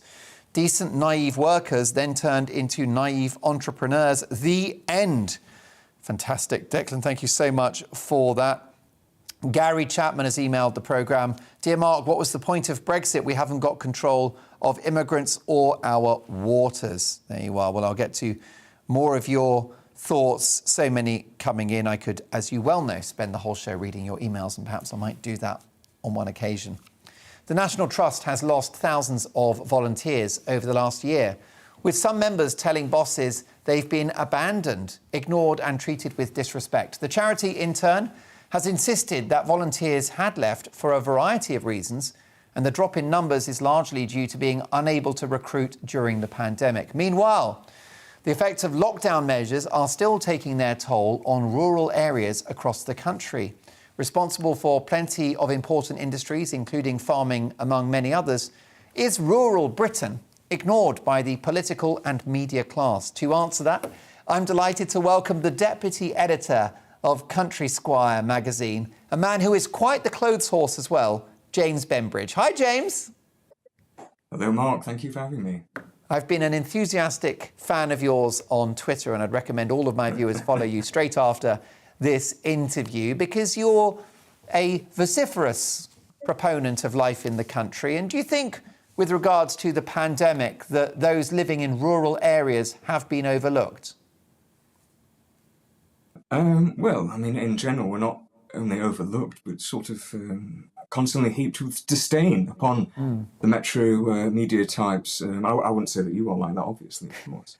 But, in general... I'm in a capital city, so guilty as charged. But the point of GB News, the point of this show, is to connect with everybody in this country. That's what we try to do. Oh, I know, of course, absolutely. I mean, yeah. But when it comes to the BBC, I mean, for some time now, they have... there's been this sort of running sort of tacit insinuation from the BBC, as if sort of the countryside is basking bigotry somehow, as if everyone that lives there is, has this boundless bigotry towards people, whether they're minorities of any sort. I mean, Springwatch, my goodness, Springwatch is basically sort of dumbed down version of the countryside for, sorry to say, but dimwits, And but to go on to the National Trust, I mean, yes, I think a few days ago they had a national meeting, which was basically a last chance saloon because there's two parties in the National Trust. One party is, what would we say, maybe Blairites, Some people employ the term Blairite to give shape to that sort of amorphous force of bureaucratic officialdom, which saturates so much of left-wing politics, and now the National Trust, I think. So there's that. Pen pushing. And then the other party is what we would say, the traditionalists, right? Right. And unfortunately, yesterday the Blairites won. They won the votes. So, I mean... Well, are they, James, are they Blairites or are they Corbynites? Are they hard left? Because it seems like the National Trust has been taken over by sort of woke liberals. I don't think they're sort of hard avowed communists or something like that. I think they're just these sort of, very privileged people with a vaguely liberal bent, Yeah. And I mean, the rot really started to set in 2018 when the Director General, what's her name, Hilary McGrady, was appointed. I mean, she started her tenure, Mark, by asking, why would someone in the middle of Birmingham say that's interesting? As if why would they be interested in these historic houses? Vowing to put an institution that was set up to protect Britain's most beautiful buildings in the direction of a city which, I'm sorry to say, but houses some of its ugliest, seems to me like a declaration of war against its membership. It truly is. It's quite shocking. Their CEO is Tim Parker, and the organisation is in a sort of state of civil war, isn't it, really? You've got a breakaway group, and it seems that all this organisation wants to do is to apologise for Britain's past. That's not their job, is it? It's insane. They've actually tried to compile lists of their buildings and tried to enthuse after trying to find out which of their buildings of the bricks of them were somehow blackened by bigotry, like which ones have them some tenuous link to slavery or something like that. It's absolutely insane. And as you said, they're hemorrhaging their membership. Everyone's leaving them, and rightly so, I'd say. Yeah, I mean, what do you think is the end game of this one? Do you think that the National Trust will have to be disbanded and reinvented in another form? I mean, what's the future for this divided organisation, whose job it is to maintain the upkeep of great public buildings in this country? Yeah, I'm not usually the sort to be dour, but unfortunately, and I know that sometimes us British are perhaps cynical to a fault, but unfortunately, I just really can't see any way of saving the National Trust now. The last chance, as I said, was the votes, some of the votes that we had a few days ago by the what we may now call the rebels in the party. It used to be the heads of the party. Unfortunately, I think it's too far gone. There's just nothing you can do. And tell me about life in the countryside in 2021 as we hopefully reach the tail end of the pandemic. I mean, do you think that rural life is forever changed by the COVID measures? Because we're well aware, aren't we, of shuttered retail outlets in our city centres. But what's been happening in rural Britain? Well, I mean, I live in High Peak, which is in Derbyshire, and it's completely bizarre. At the start of the pandemic in March last year, I mean, for the crime of just walking in some fields, people were chased down by drones by Derbyshire police because it was thought that they might have driven there. They hadn't lived there in the area, and they'd driven there to go on a walk. I mean, it's completely bizarre. It's like, I think the most dangerous thing about this is that throughout the pandemic, police and other government institutions have felt the need to be somehow seen to be doing something, So that's why Derbyshire police chase these people down with drones, and it's also why I think that the government are continuing with this bizarre desire to try and, perhaps going on a tangent here, but to vaccinate the young, when we know that it poses more of a risk to them, perhaps, than COVID.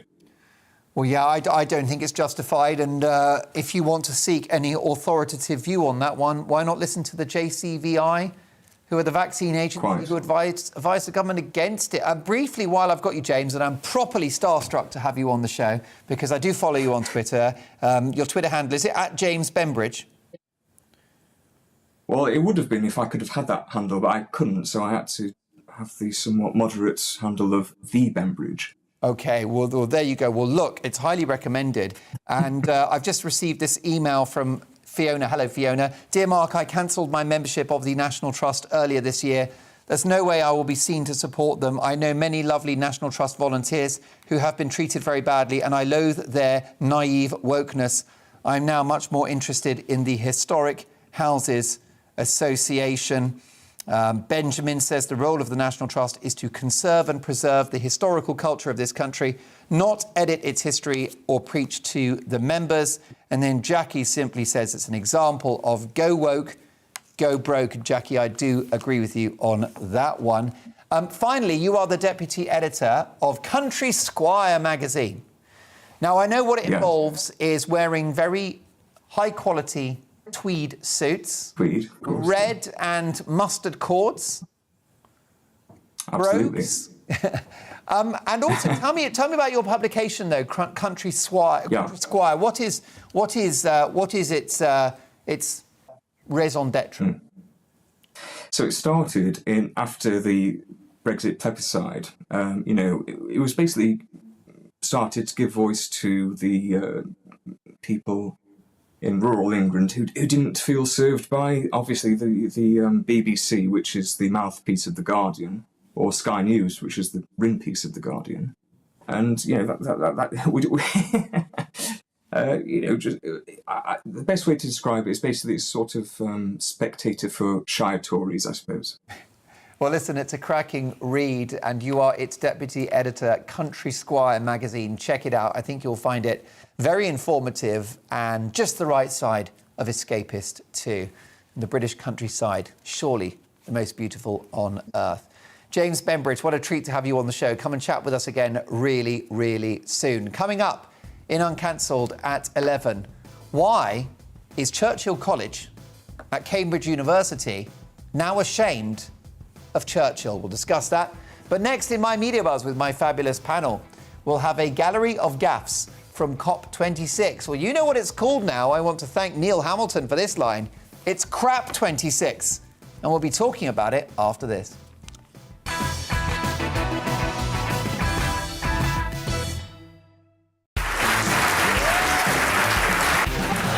My name is Andrew Doyle. Join me every Sunday evening at 7 p.m. for Free Speech Nation.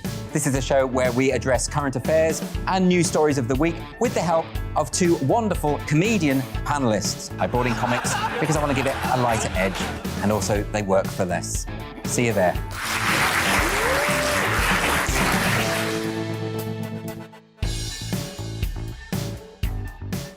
I'm Colin Brazier. I've reported from more than 70 countries around the world, covered wars from Afghanistan to Iraq, from Lebanon to the Balkans. I'm trying to bring that experience, that feel for events, to the studio. And something else. I'm ready to give an opinion. Today's stories with a spark. Brazier from 8 p.m. weekdays on GB News. Join us for the political correction. We're here every Sunday to correct politics and put you, the people, back in charge. We talk about all areas of the United Kingdom, including Northern Ireland.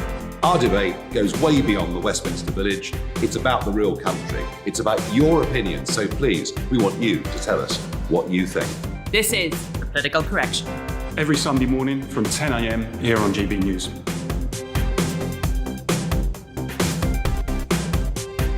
Hi, I'm Patrick Christie's. And I'm Mercy Moroki. And we're hosting a show right here on GB News, 9:30am till 12pm, every single weekday, called To The Point. We're going to be talking about all the big issues that matter to you at home in Britain. Absolutely, whether it's holding politicians to account, discussing what's taking place in the Channel, banging on about law and order, we're not afraid to do the absolute lot of it. Yes, and if you're thinking it, you can guarantee that we'll be saying it. Make sure you're here 9:30am till 12pm, every single weekday, right here on GB News for To The Point.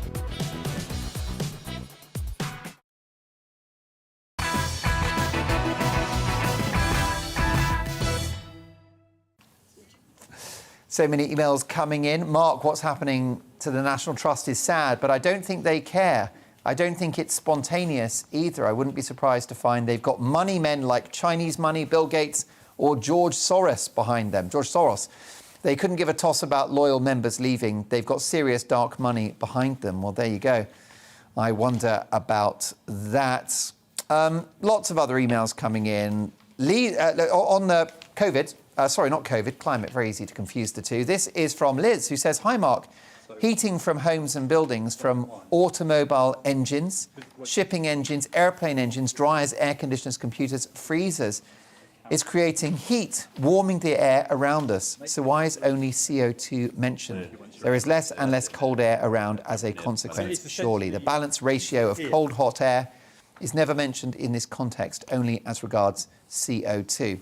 We are in the modern times, heating the ground we stand on, the seas we sail on, and the skies we fly in. Not to forget the North Pole, which is being warmed by the huge computers situated there that service the internet. Because they cause so much heat, they need to be cooled by the icy air. CO2 is not hot. Well, Liz, thank you for your thoughts on that one. We will continue the debate. But it's time now for tomorrow's front pages, and here's the Metro. Height of hypocrisy. There you go. Nice headline from the Metro. Billionaire climate activist Jeff Bezos and Bill Gates have been branded COP26 hypocrites for partying on super yachts in the run-up to the planet-saving summit, then flying in by private jet. Microsoft founder Mr. Gates landed in Glasgow after chilling on a £1.5 million a week rental boat, Lana, which pumps up to 7,000 tonnes of carbon dioxide a year into the atmosphere. And so it goes on. That's the theme of my monologue tonight, which you can find on our Twitter feed at GB News. Young Carl has craftily edited that one and put it out. You can also rewatch the entire show via the free GB News app. Telegraph next. Rise of our politics for the sake of our children, says the Queen. The Queen urges world leaders to take immediate action on climate change. Fresh hopes for a fishing deal breakthrough between the United Kingdom and France. And GP's union chief quits amid face-to-face appointments row. Tom, have we got time for The Guardian? Oh, go on then, let's do it. COP26 world leaders agree deal to save the Earth's forests.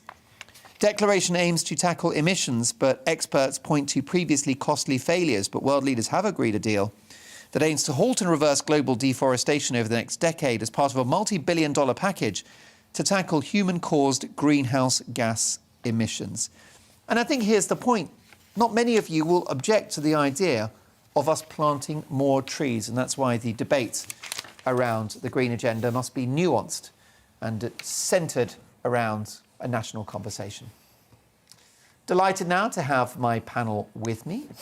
Columnist and broadcaster Carol Malone, senior reporter at the newspaper Benjamin Butterworth, and social commentator Esther Krakow. Now, it looks like masks are set to make a return to our schools, at least in some parts of the country. Thousands of children in eastern England are going to be told to wear masks when they return after half-term, after schools were urged to reimpose the measure to halt an increase in coronavirus cases in the region. The measures to curtail cases will last at least 5 weeks and include asking secondary schools to make masks compulsory in communal areas, as well as the return of routine on-site rapid testing for pupils. Similar restrictions could be rolled out across other parts of the country this winter if they see a spike in cases. Esther, is it time to mask up our kids again? It's time to drop this whole farce and just let kids be kids. I've always said that young people have really bore the brunt of the largest part of this pandemic.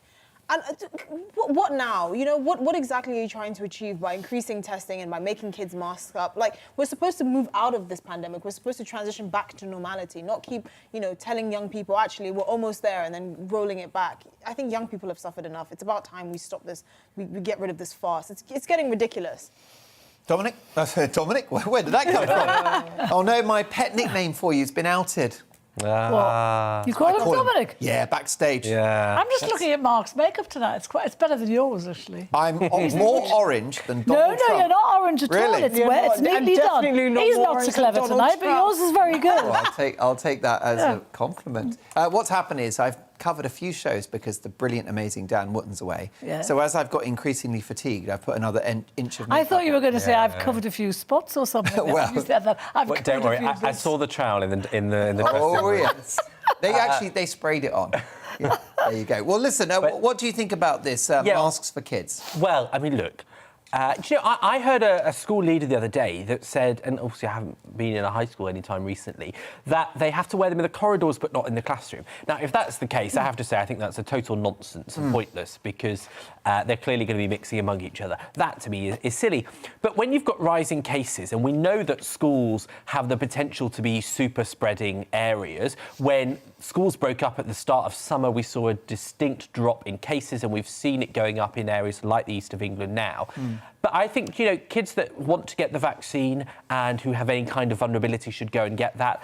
I don't think that mask wearing is the end of the world. I think testing makes a lot of sense because then you don't get this situation or it spreads like wildfire through schools. I think that's a good idea. First of all, we're spreading amongst the young people. The COVID spreading amongst young people doesn't have as much of an impact of it spreading across society as a whole. Okay, among certain groups of people. Here's a fact: only 1 in 5 in 50,000 people who end up getting COVID, kids getting COVID, end up in intensive care. Yeah. Only 2 in a million die. So they're not that much. But apart from all of that, there is no conclusive data anywhere that says mask wearing prevents the spread of the virus in schools. And there are huge physical, psychological, and emotional disadvantages to kids wearing masks. Apart from all of that, kids rely on facial expressions to learn, to take in information. That is being stopped for them just now. And also, and that as well, kids are developing anxiety because of this, not to mention a whole host of skin conditions as well. We don't need kids wearing masks in schools. We really don't. I think it changes now. I was reading a study from Singapore, because kids in Singapore have to wear them all day, every day, from the age of 2, I think it is.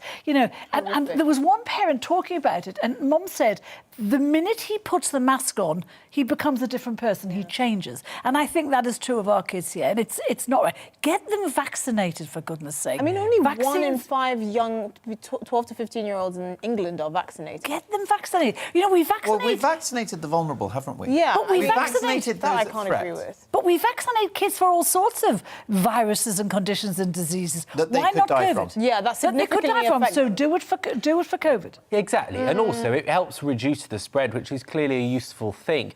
Now, where does it helps to reduce the spread come that I don't agree with. The Guardian have just published the latest peer-reviewed study, The Guardian, a brand that you would be sympathetic to in terms of their worldview. I've written for them. There you go, great news. But not as good as The Eye.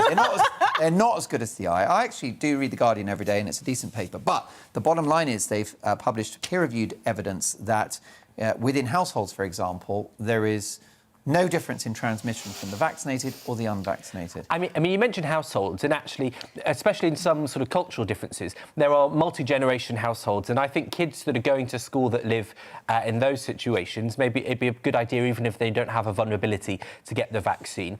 I think there is a thing, you have to have a reality check here about putting masks on teenagers, for example. There are two secondary schools, one very posh private one and one state one around where I live, and I tell you what, at 4 p.m, the streets are full of them leaving school, and they're all jumping on each other and hanging out. As kids do. Exactly. Yeah. And so I can't help but think, even if they wore the masks while sat in their science class, they're probably going to be all up in each other's faces, hanging out after school. And so I think there probably is a limited benefit. There's a new report out today that says that unvaccinated people are 32 times more likely to die if they catch COVID than the unvaccinated. But that's their lookout. But the fact alone should actually just say, get kids vaccinated, get them back to school, take the masks off, and they won't get COVID. And if they do, it'll be next to nothing. But I think the cost benefit is not enough. Like, you can't use the same argument with a child being vaccinated for, let's say, chickenpox to say that, for that reason, because they get vaccinated for something like chickenpox or measles, they should get vaccinated for COVID, because the mortality rate is just not even comparable,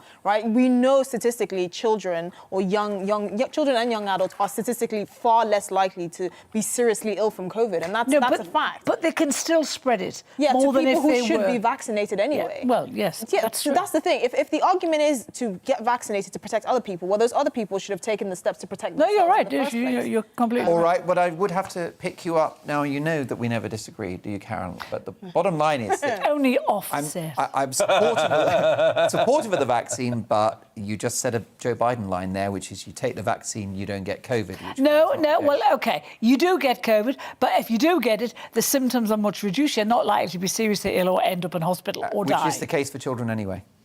Yes. So most will be asymptomatic. But we're told that they spread it to other people more. The thing is, they spread it to people that are at risk, who happen to be consenting adults, who can make autonomous who have likely been vaccinated. Well, look, exactly. Hang on, first of all, no one consents to getting COVID. It's almost certainly an accident. No, well, you better start consenting, because it ain't going away. But also, Carol mentioned the fact that I think the death rate is 2 in a million. Yeah. And now, look, that's tiny, so you don't want to scaremonger in the slightest. However, I bet if you were the loved ones, the parents of the 2 in a million that have died, you would have done anything to protect your kids. You can't base on it. I'm sorry, no. Let's get your opinions on that. Mark at gbnews.uk. Lots of emails coming in. An email anonymous here. Mark, you Tory twat. From Balls of Steel.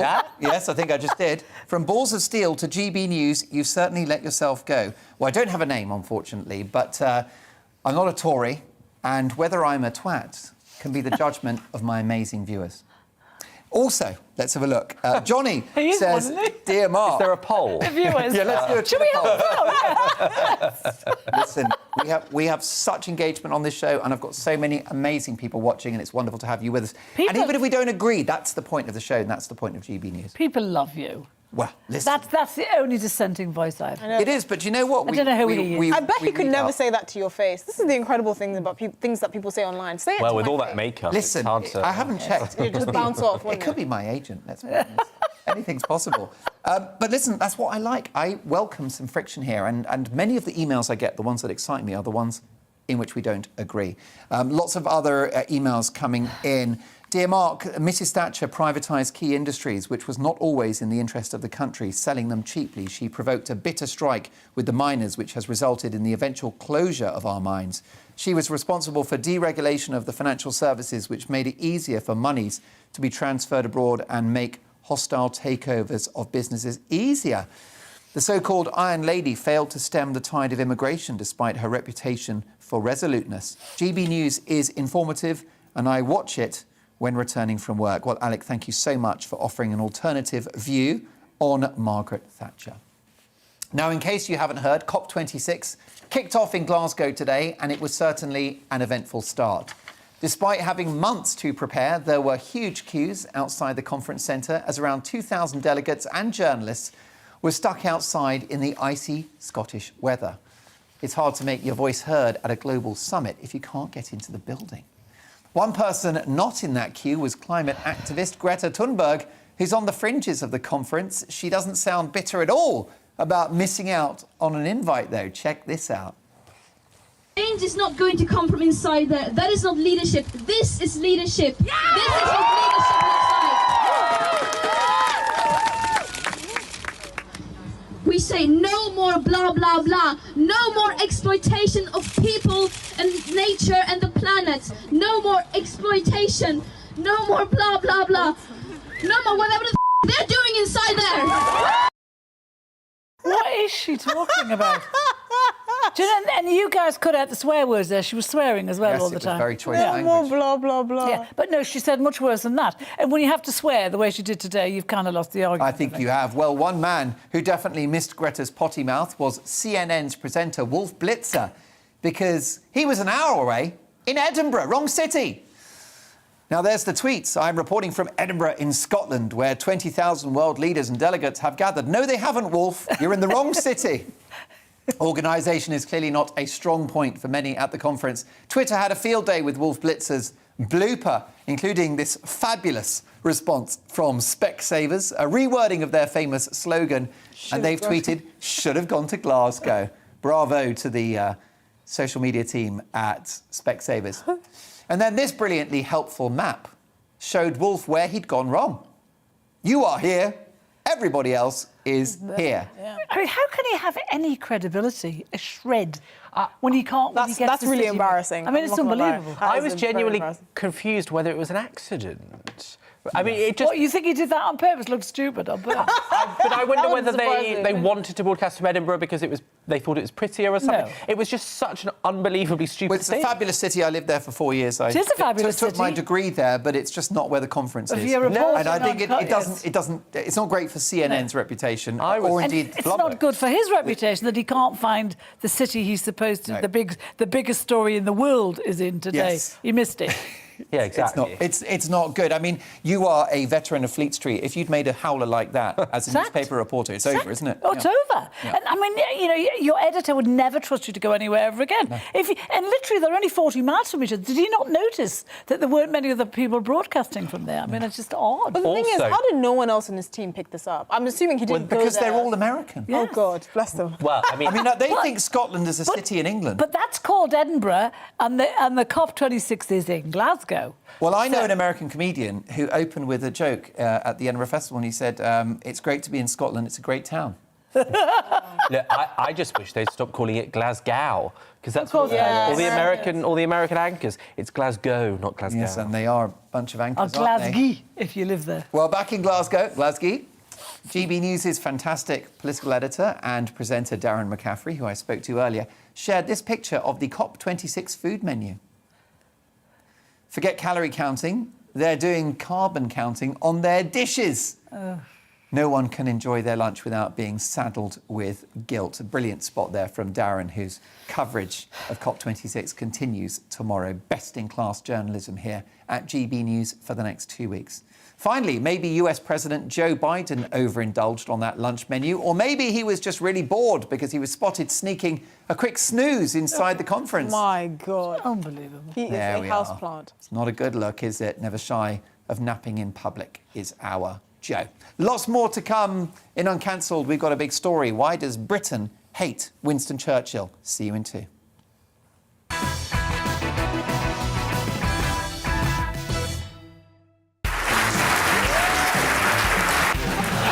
My name is Andrew Doyle. Join me every Sunday evening at 7 p.m. for Free Speech Nation. This is a show where we address current affairs and news stories of the week with the help of 2 wonderful comedian panellists. I brought in comics because I want to give it a lighter edge, and also they work for less. See you there.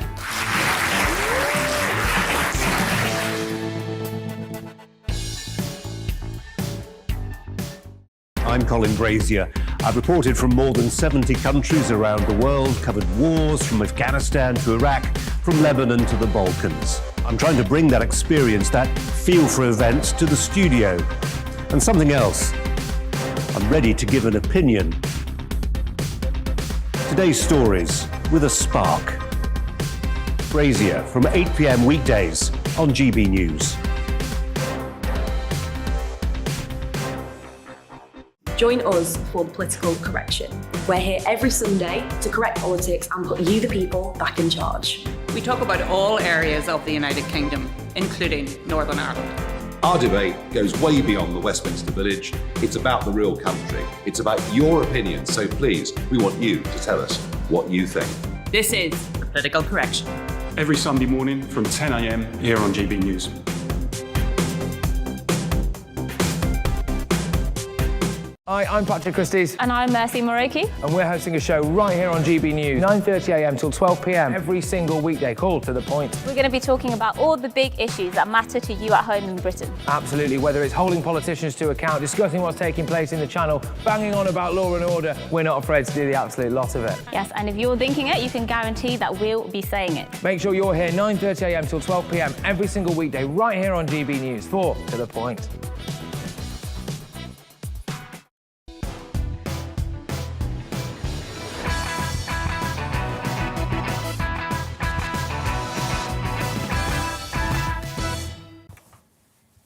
Andrew says, hi Mark, I'm loving the show. Vaccines do not stop anyone getting a virus and they do not stop anyone spreading them. The best they can do is assist the body to reduce the negative effects, providing a person's immune system functions sufficiently. Poor diet equals poor function. What you eat is a big part of your immune system. Well, I agree with you on that one. Andrew, lots to come. It's 11:01, uncancelled with Harry Clinch in just a moment. But first, here are the news headlines with Polly.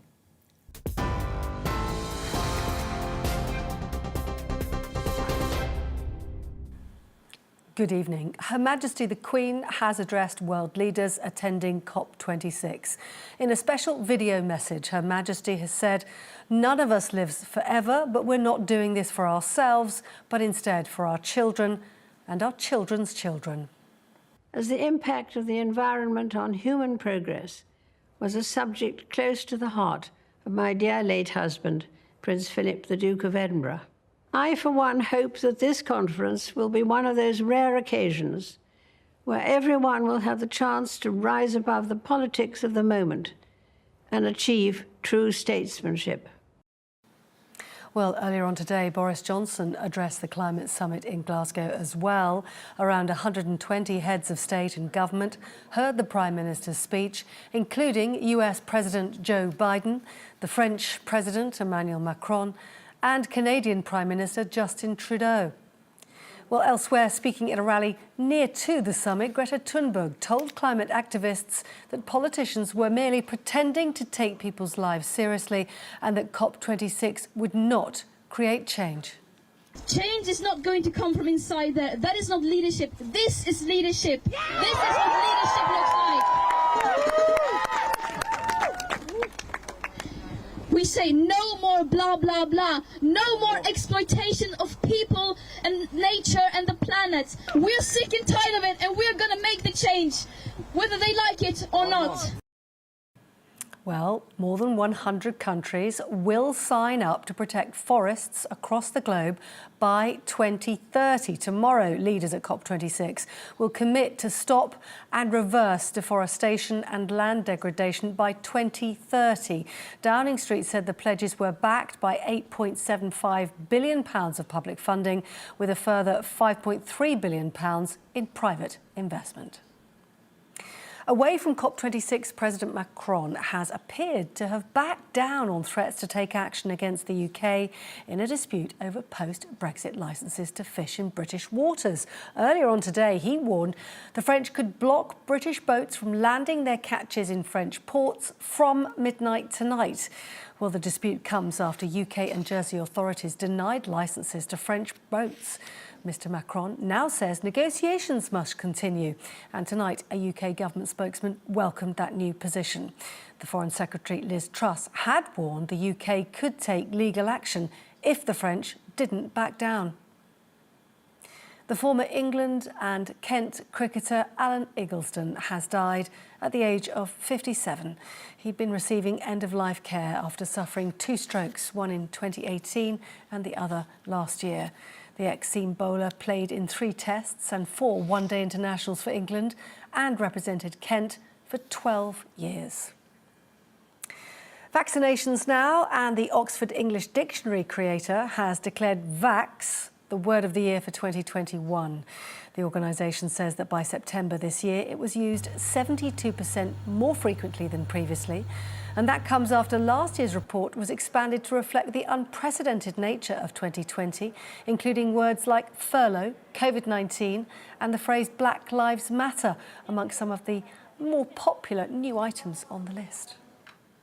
You're up to date. Now let's get back to Tonight Live.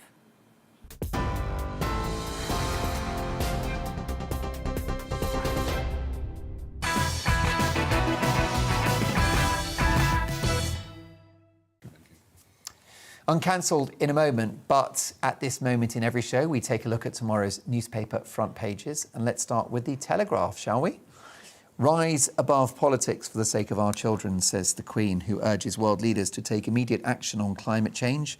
Fresh hopes for a fishing deal between the United Kingdom and France. And GP's union chief quits amid face-to-face row. This, of course, the issue around whether GPs are going to conduct more face-to-face consultations with their patients. The Guardian, COP26, world leaders agree deal to save Earth's forests. Surely a policy we can all get behind. World leaders have agreed a deal that aims to halt and reverse a global deforestation over the next decade as part of a multi-billion-dollar package to tackle human-caused greenhouse gas emissions. Next up, The Independent. John Rentoul writes that we all lose from pointless posturing.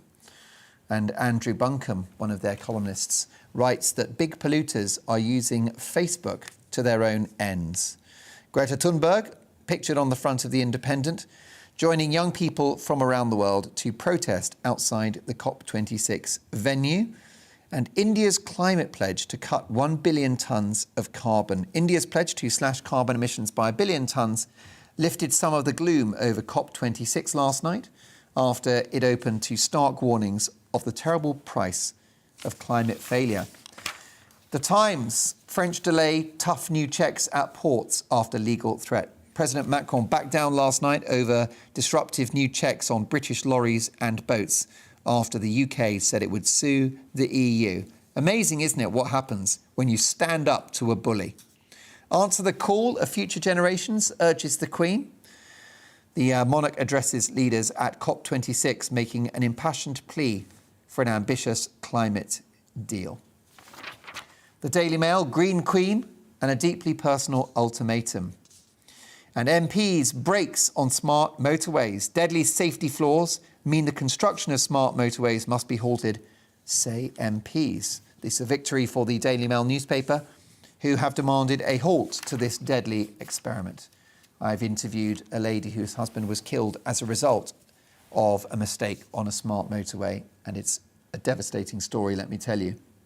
The Sun newspaper, COP26 summit, Queen's tribute to Dear Duke and his eco-fight, Phil the Green. The Queen last night paid a touching tribute to her dear late husband, Prince Philip, hailing him as a green pioneer. Next up, newspaper, stop smart motorways, safety data incomplete, warn MPs. That story, as I mentioned, covered in the Mail as well. The Mirror, campaigner's final journey, my beautiful death. Crippled by illness, a lady called Dawn Voice Cooper ended her life in a Swiss clinic. She had a glass of champagne, hugged friends and listened to her favourite song. She wanted the Mirror to be with her to tell her story. The Daily Star, the egos have landed, motors, choppers, leaders, hypocrisy. Nothing says save the planet more than the world's biggest hypocrites flying in to tell us little people how to behave. Thanks, folks. And the Daily Express, Queen's emotive plea to save our fragile planet. An poignant tribute by the Queen to Prince Philip, who she says was a green pioneer. Well, those are your front pages. I'll get reaction from my panel, but first, this. It's time now for Uncancelled, in which we tackle the dark underbelly of the news agenda. So they've put up statues in his honour, named colleges and buildings after him, but they won't say his name. Our Uncancelled guest tonight, Harry Clinch, who attended Churchill College, was shocked on returning there that Sir Winston's name had been erased from the annual Scholars' Feast toast. The once standard toast was to Sir Winston and the Queen, but it's changed to just the Queen. Churchill College explained the move as being part of a bigger review of all college formalities designed at fostering a more inclusive and less formal atmosphere. So do we have a problem with Winston Churchill? Why is the man who stopped Hitler now so problematic? I've got a problem with that, I've got to say. Well, this is what happened when I ask you, the great British public, your views on Winston Churchill and the revisionism surrounding his legacy. Take a look. But I imagine there were also great things in which didn't paint him in such a great light, which are to be understood, but you can't erase all of history and all the bad bits, because we have to learn from them as lessons too. So if you just get rid of all the bad, you don't get any further on. What do you think about people that go back and look at figures of the past and start finding things that are problematic? It's what America's doing. I lived there for 27 years and I just came back. It's what America is doing right now through the Democratic Party. They're taking down history, everything that mattered to everybody. They're pulling down monuments, all kinds of things, yeah, for things that were 100 years ago, 200 years ago. Ridiculous. It's just taking it a little bit too far. They want to cancel everything. People are afraid now to say anything. It's like, if I go to a football match and I don't take the knee, I do take the knee. It's people want to cancel you at all costs. Fascinating stuff. Well, Spectator columnist and financial journalist, graduate of Churchill College, Harry Clinch, joins me now in the studio. Hi, Harry. Good evening. So why is it more inclusive to not toast to Winston Churchill, the man that stopped Hitler, one of the greatest monsters of history? Well, that is the question, isn't it? And to be honest, I don't think that Churchill College's response to this makes any sense at all. I approached them originally for comment, as I thought I'd misheard the toast. Yeah. I just presumed there'd been some kind of mistake. The toast has always been to Sir Winston and the Queen since the college's foundation. And, quite frankly, I thought there must have been some kind of misunderstanding. And it's Churchill College? It's Churchill College. It was set up after the Second World War as a unique national memorial to Churchill. Well, that's not going well, is it? Well, exactly. You'd think that Churchill College, of all places, would be proud of Sir Winston and everything that he achieved. But, and indeed it was set up to honour that, but it appears that's not the case anymore. And no politician is perfect, and Winston Churchill existed at a time when the world was a very different place, and he said things and had views that we would consider now to be, wrong or abhorrent, but the bottom line is that he existed at a time in history when those views were commonplace. Of course, but this was a guy of amazing moral courage who defeated this great evil of fascism. I mean, he was the ultimate anti-racist. Of course, yeah. And as you rightly say, Churchill was far from perfect. I'm not suggesting he was perfect by any stretch. I don't think anybody is. Some archaic views on race, among other things, but I wonder whether any aristocrats or leading politicians at the time didn't take a similar view. Yeah, almost certainly, yeah. It's, his views were common in his day.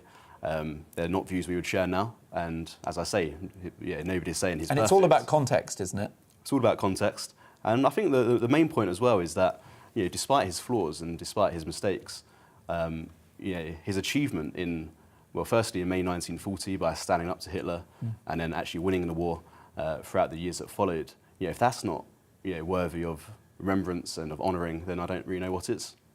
Where does this come from, this revisionist look at Churchill? What's going on? Well, there's always been a small group, I must stress, of far-left academics who have a very anti-Churchill agenda. There's a group actually within Churchill College and within the wider university who have for many years kind of pushed that agenda. I think they're in the wrong college, aren't they? Well, indeed, you'd think that they should all resign their posts or leave the college if they feel so strongly. But I have to say, it gained particular momentum last year after the murder of George Floyd and the Black Lives Matter protests. The college felt it had a kind of moral obligation to re-examine, in their words, his legacy in light of... Maybe, I tell you what I think we should have done, right? I've never been angrier on the national broadcast. We should have just not had Churchill and let Hitler win. I think that would be... I think these left-wing professors who have done nothing tangible for this country other than inculcate and indoctrinate students. Yeah. So much better to let Hitler win and see what state the world would be in now. Well, it's funny you say that, actually, because at one event the college held, one of the speakers actually suggested, well, directly said that Churchill led an empire that was worse than the Nazis. So he might well agree with what you've just said. I don't know. I don't know where to go from here. I think it's... I mean, I was raised in a faith, Catholic faith, and I would deploy the word sin for the besmirching of Churchill's legacy in this way, fully putting into context that he said and postured on things that are not appropriate now, not de rigueur. Mm-hmm. But I think that it feels like morally wrong to actually characterise Churchill in this way, considering what he did for the human race. Yeah, I agree. Yeah, it's ungrateful is the word I'd use. Yeah. Ungrateful. He, yeah, as I say, he saved his country. And not just his strategic genius in terms of outwitting Hitler, but his moral inspiration that he provided to the country, the speeches on the radio, when the Blitz happened, and he was there on the ground, shaking hands with Londoners, offering hope. We will win. We will defeat evil. Yeah. And now a well-heeled university college named after him wants to disown him. Yeah, I know. It completely beggars belief. And as you say, when he took over, this country was on the verge of defeat. Most people in the government and in Parliament wanted to surrender.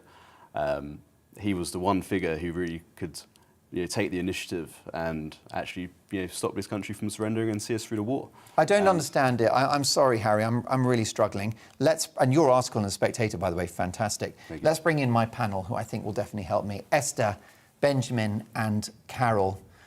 Carol, I'm having a difficult moment with this. I don't understand it, and I'm really angry. What do you think? This is a fantastic piece by Harry in The Spectator, and it made me furious beyond belief because, the people criticising Churchill these days are people who've never done anything useful in their lives. This is a man who, as you just said, Mark, whose strategy, his courage, his foresight, we kept on fighting the Nazis at a time when the rest of the government at the time didn't want to do it. That's true, isn't it, Harry? It was Churchill who said, we're going to carry on, and he made the people of this country want to carry on and fight. That's an incredible... It's just an incredible power to have over a country, isn't it, Harry? Yeah, I completely agree.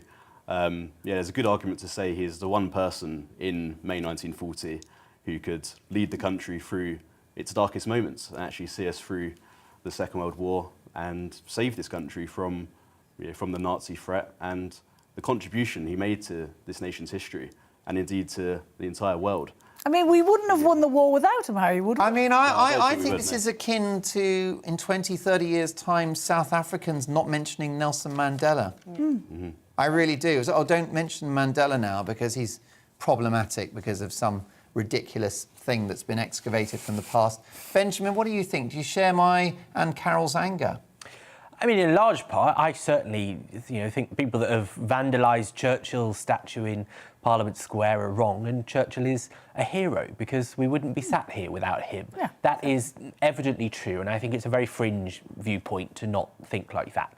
But of course, he was someone who said that, in his words, I hate people with slitty eyes and pigtails. He said black people aren't as equal to white people. And the famine that happened in India that was British at the time, people were saying to him he should take action, and he said it was a distraction.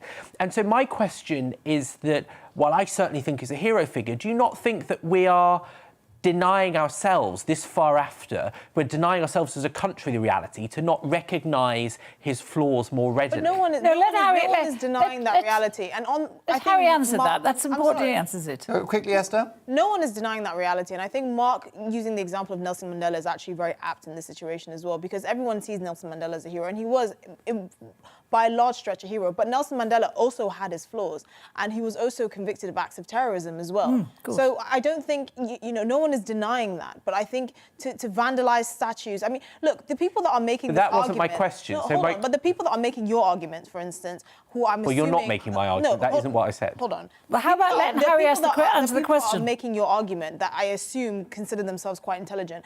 What they're failing to see, which is actually really quite stupid, so it's the opposite of where they see themselves, is how can you possibly judge someone by the standards of the 21st century when they didn't exist in the 21st century? It doesn't make sense. How can you judge him by the sort of the values and the character? But again, that wasn't my argument. No, but that is your argument, because It's you're not. saying you're judging him. Guess what? There were a lot of racist people back then. That's just the reality. And that wasn't my argument. My argument but was that you should... Are we too nervous to recognise the complexities of our heroes? We have recognised. And the question is to Harry, not to Esther. Harry? Well, I mean, nobody's saying that Churchill was perfect. And, as I said, he had his flaws, he made mistakes, he said things that he wouldn't say. But I think the question is, the contribution he made to this country in 1940 and between 1940 and 45, was so immense that if we cannot bring ourselves to recognise a man who led us throughout our most challenging times, then surely that outweighs his undoubted failures and his mistakes. But isn't it true, Harry and guys, that we do recognise the complexities of the problems he had, the difficulties he had, what he said about it? We do recognise them, but his greater achievement was winning the war and keeping us free of the Nazis. Yes, I mean, Benjamin, he was a 19th century aristocrat. Go figure. I mean, it's actually wrong to place these figures in a modern context. But, well, first of all, the question about the famine that happened, I think a lot of people at the time disagreed with him on that. Which has been, by the way, and the 3 million people who died. Challenged by Andrew Roberts, the historian who joined me on this programme, who's written a book about Churchill, and said that's complete nonsense in relation to the famine. But in the end, you'd have to take a historical view on that one. The issue is, Benjamin, whether defeating Hitler doesn't surpass all of these allegations. Of course it surpasses all of them, without doubt. I won't say otherwise. Do you think he deserves a toast? Does so he get why a toast is at his own college? ashamed of him then, if that's the case? If I may, and sort of this is, I suppose, actually maybe to all of you, I don't remember when I was at school ever being told of these aspects of Churchill and his behaviour. I don't remember them ever being part of history classes. So that to me says that we are very nervous to understand the complexity of our heroes. History is written by the victors, and there is always a slant to the history we're taught. But we have evolved since then, and we talked about it. On the other hand, I was taught this, so I don't know sort of who was teaching your history classes, but also, what evidence do you have that this aspect of Winston Churchill in our history books is being denied, actively denied? What evidence do you have of that? Nobody's denying it. I've never seen anyone denying the things that he said or done. I think we've actually had this conversation time and time again. I was perfectly aware of this. I was perfectly aware of a lot of things that he's done over the course of the 20th century. So I don't really understand your point of... Well, as someone who went to a state secondary school, and so got the history education most people did, this wasn't something that factored in, and I suppose that's my question. If someone said, Churchill had racist views, I think a lot of people would recoil at that, even though it's an accurate comment. Well, I think maybe because the reason why it wasn't emphasised when you were being taught is because, guess what? Virtually everyone back then had racist views. So it wouldn't have made a difference. I'm sorry, that's just the reality. Virtually everyone did. And if that's uncomfortable for you, you're going to need to find... I mean, Harry, what do you think is going to happen to the legacy of Churchill? Will he eventually get Tipp-Ex'd out of the British history books? I mean, what's going to happen to his legacy, do you think? Well, I think, there's clearly an attempt by, a cynical but powerful group of people to attempt to throw dirt at Churchill and to attempt to destroy his legacy. The job of those of us who admire the man and admire his achievements is to resist that. I think luckily the majority of the British people are on our side on this. I think that most people recognise that Churchill, despite his undoubted flaws, which we've talked about, was a man who made an immense contribution to this country. So I think, as long as that remains true, his legacy will be intact, but at the same time, we must, of course, protect it from attempts to destroy it. Do you think the college at which you attended, and they clearly did a fabulous job because you're amazingly articulate, and I really love your piece in The Spectator, and by the way, you're also a star journalist at Disruption Banking, which is a top banking news website. Do you think that they will reinstate the toast? Or will they continue to cancel Churchill? I mean, might they change their name eventually? Is that the end game? Cover statues, perhaps? You know, what do you think's what's the direction of travel at the college? Well, I mean, certainly it does seem to be the direction of travel. Yeah, it was a small change, and the master probably hoped that nobody would even notice. But once you start allowing small changes like this to happen, one thing leads to another. And yeah, you're absolutely right. You know, you wouldn't put it past them to try and change the name in the future. But as I say, it's the job of people like us to make sure that doesn't happen. Is this sort of wave of anti-Churchill sentiment, which I would equate, by the way, with anti-British sentiment as well? I think it's lefty academics that hate this country and everything it stands for. Do you think that it's an issue across more colleges, or is it unique to Churchill? Well, I think Churchill College has come under particular attack, given its name and given the connotations of the name. But no, this general sentiment is certainly shared in other colleges. I've heard of some which have actually dropped the toast to the Queen, so maybe Churchill will follow suit on that as well pretty quickly. But no, there is just a general attempt to rewrite history across Cambridge colleges. And to destroy each college's specific traditions, and I think that's something we need to be aware of, and something we need to fight against. Who are we going to do a toast to if we can't do the Queen or Winston Churchill? What's it going to be? Harry Styles, Ed Sheeran? Give me strength. Well, listen, Harry, I do hope you'll come back and see us. Perhaps you'd like to join our panel on a future occasion. I can get you a seat next to Carol Malone if you're very, very lucky. Or you might get Benjamin. Swings and roundabouts. So, that's my view. What's yours, Mark, at gbnews.uk. Many thanks to Harry Clinch for coming in. Check out that article in The Spectator and his banking website, Disruption Banking. Lots more to come. Big stories of the day, including what has Emmanuel Macron done to annoy Carol Malone? We will reveal that in our Greatest Britain and Union Jackass. But next, in the media buzz, would you eat a Christmas dinner out of a tin? And what kind of tinned foods do you eat? Because I'm a big fan. So let me know which particular provisions you enjoy out of a can. We'll discuss all of that after the weather. Hi there. It's been another blustery day across the UK, but overall the wind does ease somewhat over the next 24 hours. Clear spells for many, but further showers in places, especially during Tuesday. Low pressure is moving away. That's brought a strong wind during recent days and some fairly heavy rainfall.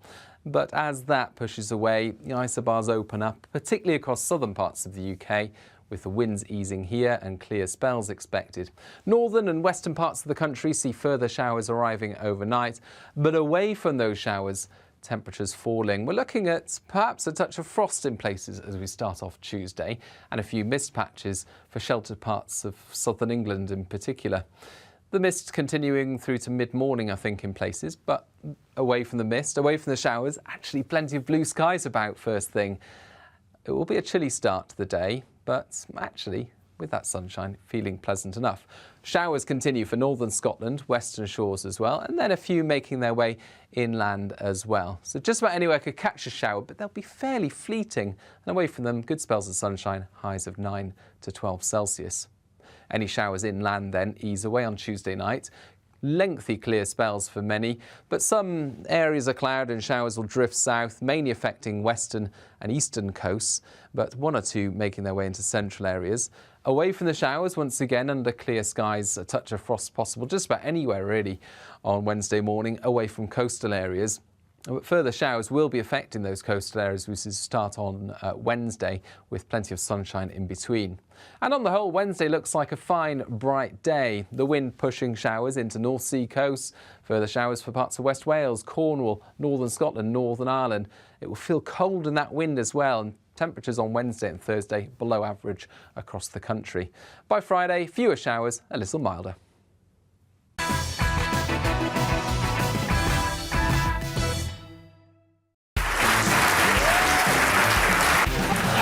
My name is Andrew Doyle. Join me every Sunday evening at 7 p.m. for Free Speech Nation.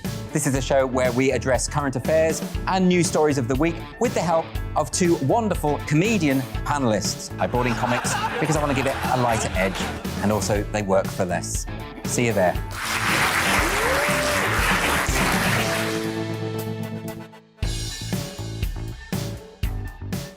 I'm Colin Brazier. I've reported from more than 70 countries around the world, covered wars from Afghanistan to Iraq, from Lebanon to the Balkans. I'm trying to bring that experience, that feel for events, to the studio. And something else, I'm ready to give an opinion. Today's stories with a spark. Brazier from 8 p.m. weekdays on GB News. Join us for the political correction.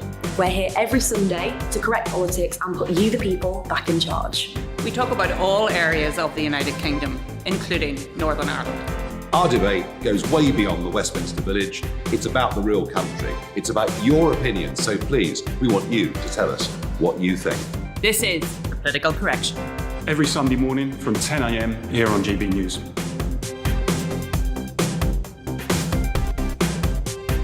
Hi, I'm Patrick Christie's. And I'm Mercy Moroki. And we're hosting a show right here on GB News, 9:30 a.m. till 12 p.m. every single weekday. Call to the point. We're going to be talking about all the big issues that matter to you at home in Britain. Absolutely, whether it's holding politicians to account, discussing what's taking place in the Channel, banging on about law and order, we're not afraid to do the absolute lot of it. Yes, and if you're thinking it, you can guarantee that we'll be saying it. Make sure you're here 9:30 a.m. till 12 p.m. every single weekday right here on GB News for To The Point.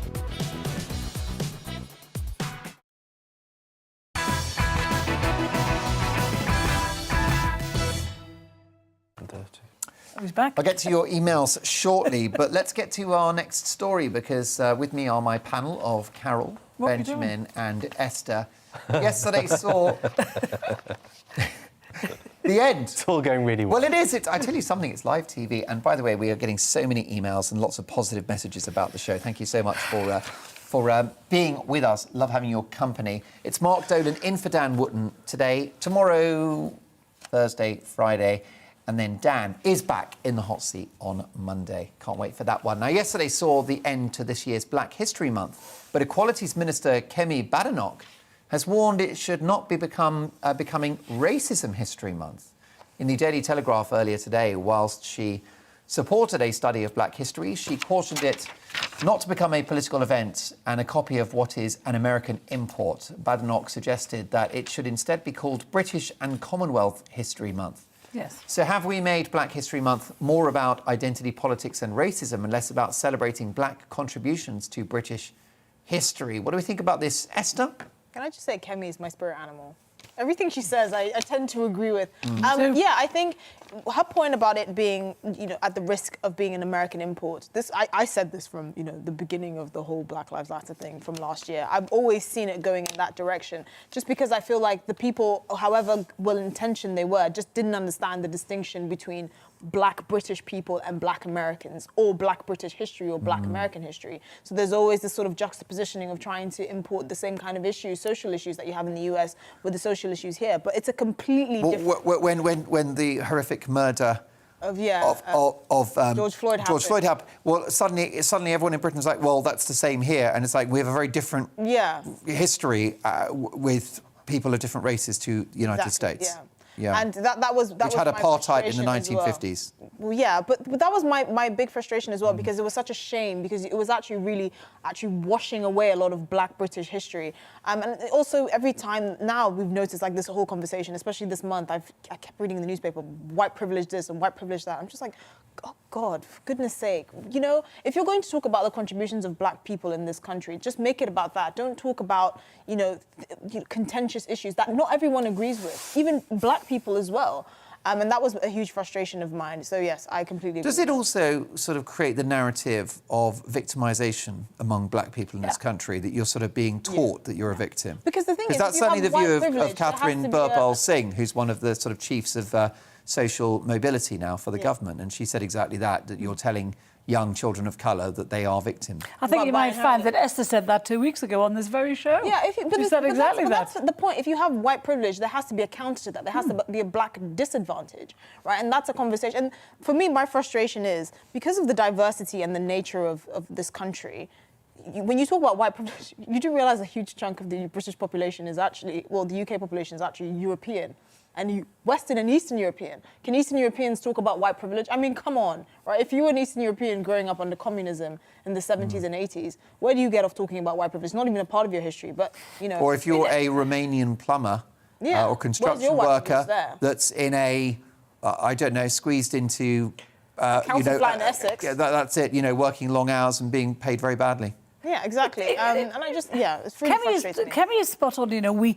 We should all be taught about the black contribution to our history, but let's not use it as a stick with which to beat white people. It's interesting. My husband is from Yugoslavia. He had a lot of his first part of his education in Kenya. Now he was taught about white history. He was taught about colonialism. He was also taught a little bit about African kingdoms. He went back to Yugoslavia. No mention of African kingdoms at all. You are taught history. History is written by the victors, and it's written with their slant, the emphasis on what they need, what is important to them. And I think, look at Nelson Mandela. Yeah. He was in prison for 27 years, and he could have come out being very angry and very bitter towards white people, and he wasn't. He worked with white people to right the wrongs and to sort them out and then to move on. And I feel now that with this, what we've had, the Black History Month, I think it has been divisive, and that's what Kemi's trying to stop. It shouldn't be divisive. It should be a way to unite us all. Let us hear black people's contribution to our history, but let's not use it to fight now, like we've just been talking about church, about what happened there. Let's use it to move on the way Mandela did. If he can move on and work with everyone without rancour, without bitterness, without division, well, we all can. Benjamin? I think the suggestion to change it to a British and Commonwealth History Month, I don't think that's a good idea, because that would just be watering it down. And frankly, history that is taught in schools is British and Commonwealth history overwhelmingly, for obvious reasons. So I don't think that's a good idea. I think, where she has a point is that it should be focused on the achievements, the diversity, the benefits we've had of that, rather than simply the mistakes. For example, I always find it odd that the long and appalling history of slavery and of the slave trade, which Britain was so critical in, I find it odd that that's taught as black history rather than white history. I think that would be a far more constructive way to look at it, because does that mean we need a White History Month as well? Yeah, would that be white history? Because the you could never have a White History Month in this country. It would never be. Well, everything else we learn is white history. There was a huge Arab influence in the slave trade as well. There were Africans trading other Africans as slaves. Exactly. That's a part Portugal was the biggest slave nation. But don't you think? One question is, do you think that? I think the principle of Black History Month, we can all agree, is a very, very good idea. It's a positive idea. You can't have more knowledge, more history, more education. But do you think there are sort of the seeds of race ideology and critical race theory within this? Look, I'm not saying that. Absolutely. Just been heckled by a blonde lady. We'll come back to her in a second. But do you think is critical race theory at play here? Hopefully not. There's only one blonde on this show. Do you think critical race theory, which essentially says that all white people are inherently racist, even if they don't think they are, and that all institutions are, is that part of it or not? I think it is as well, and that's something that I take issue with. The whole critical race theory, and my frustration with it is in the sense it's theory. It's a theory, right? But human beings don't move as theories, right? We're social beings, and we the way we behave is not in a sort of specific pattern. Societies evolve, things change, cultures evolve. To actually try and tell young black people that by virtue of not being white, you have this inherent disadvantage, it's horrible. It's a horrible thing to hear. Yeah. But at the same time, there are very real challenges that people of certain races face, not necessarily the same thing depending on which race they are. There are assumptions that are made about them by people in society. Sometimes that might even be school teachers. And I think, a lot of, and you must recognise this, a lot of black parents have described how they have to have that conversation with their child to say, actually, you might come across some people in your life from quite a young age who will be making those assumptions, not on the content of your character, but the colour of your skin. History is always and I'm afraid that's a horrible fact. But that's the reason. Here's the thing, and this is where the nuance comes in, right? That what you're describing now is very much tied up with social class in this country. Having that conversation is not the same as having that conversation in the US. That's the difference, right? If you're talking about having certain struggles, but in the UK based on the colour of your skin, well, guess what? You could also meet someone that could have those same challenges, that has different skin colour from you, based on social class. That's the issue. Yeah. The way the UK is divided in terms of sort of social strata is very much based on what social class you come from and which areas of the country or what kind of access to education you and have. how much money and you it's not have. the same in the US. It's not the same. In the US, it was very much based on race. It was a race division. In the UK, it's very much based on And America had apartheid in the 1950s. Indeed, but all too often people make assumptions of black people, which is that tied into that class judgment that is so prevalent in our society. So often they just assume that black people are not as bright or not as successful, even when they are. And I think we mentioned it the other week, but Edward Enninful, the editor of British Vogue, who's worked in the same office for decades, was assumed to be a delivery man, even when he was in an extremely expensive suit. And you have to ask, where do those assumptions come from? Yeah, but that's from a clearly very ignorant person. And this is the thing, but we right? shouldn't because be shy of recognising that those things happen in people's day-to-day lives. You have to look at the other side of the coin, but there are successful black people in this country. Of course. And if you perpetuate this idea that, oh, there is this overarching view that black people are a certain way, then when you actually do break that barrier, you're still going to be faced with, oh, but shouldn't you be like this? Or shouldn't I feel sorry for you? I'm just doing my part feeling sorry for you. You have to recognise that. And also yeah. Not only black... OK, it's not a white versus black thing. There are other races, there are other demographics in this country outside of just white and black. And also, you should look at outcomes too. And at the very bottom of the heap, if we're going to use that expression in terms of our society with regard to academic achievement, it's poor white boys. Exactly. Yep, absolutely. And where does that fit into the equation? You know, how do we address that? They're not mutually exclusive, of course. And you know, if you're, but it doesn't fit the narrative that if you're of a certain skin colour that somehow you are the ultimate. But don't you think Esther's narrative is totally right and totally sensible? When I hear you talk about colour, it just gives me hope in this country, because I know there are other people like Esther who don't feel like victims and who refused to be victimised by white people who say they should feel victimised. She's quite right to say what she says, and it gives me hope. OK. Well, look, do let me know your thoughts on that, Mark, at gbnews.uk, especially if you're someone of a black or ethnic minority background. I'd particularly like to hear from you what your experience has been and what you think of this conversation. Now, this is a bit of a gear change. It's what this show's all about. Would you dump your partner if they refused to lose weight? That's what former Miss Great Britain Jen Atkin has to say. The beauty pageant star discussed Alice Evans's claim that her estranged husband, Johan Griffith, would leave her if she gained weight on Good Morning Britain. Here's what Jen had to say. Look, I'm not saying that if your partner gains weight, you should leave them straight away. But if they're not willing, you know, to get healthy again, and we need to stop looking at just the looks, by the way, it's about health as well. If they're not willing to get back in shape and you're not willing to do it together, you know, I think it's totally acceptable. If you don't fancy them anymore, you know, let them trot off and find someone they fancy. And, you know, you find someone who loves you for who you are. Or, like me, you lose the weight, you get healthy and get the perfect revenge board. Oh, yeah. Brilliant stuff. Explosive. So what do we think, Carol? Have a go at this. Do your worst. With respect to Miss Aitken, that is a very idiotic, shallow view of relationships. It's honest. It's not honest. You know, she's talking there about the Alice Evans affair. Her husband had said to her that he would leave her if she got fat. He was doing all this while he was having an affair with a woman who was 20 years younger and much skinnier.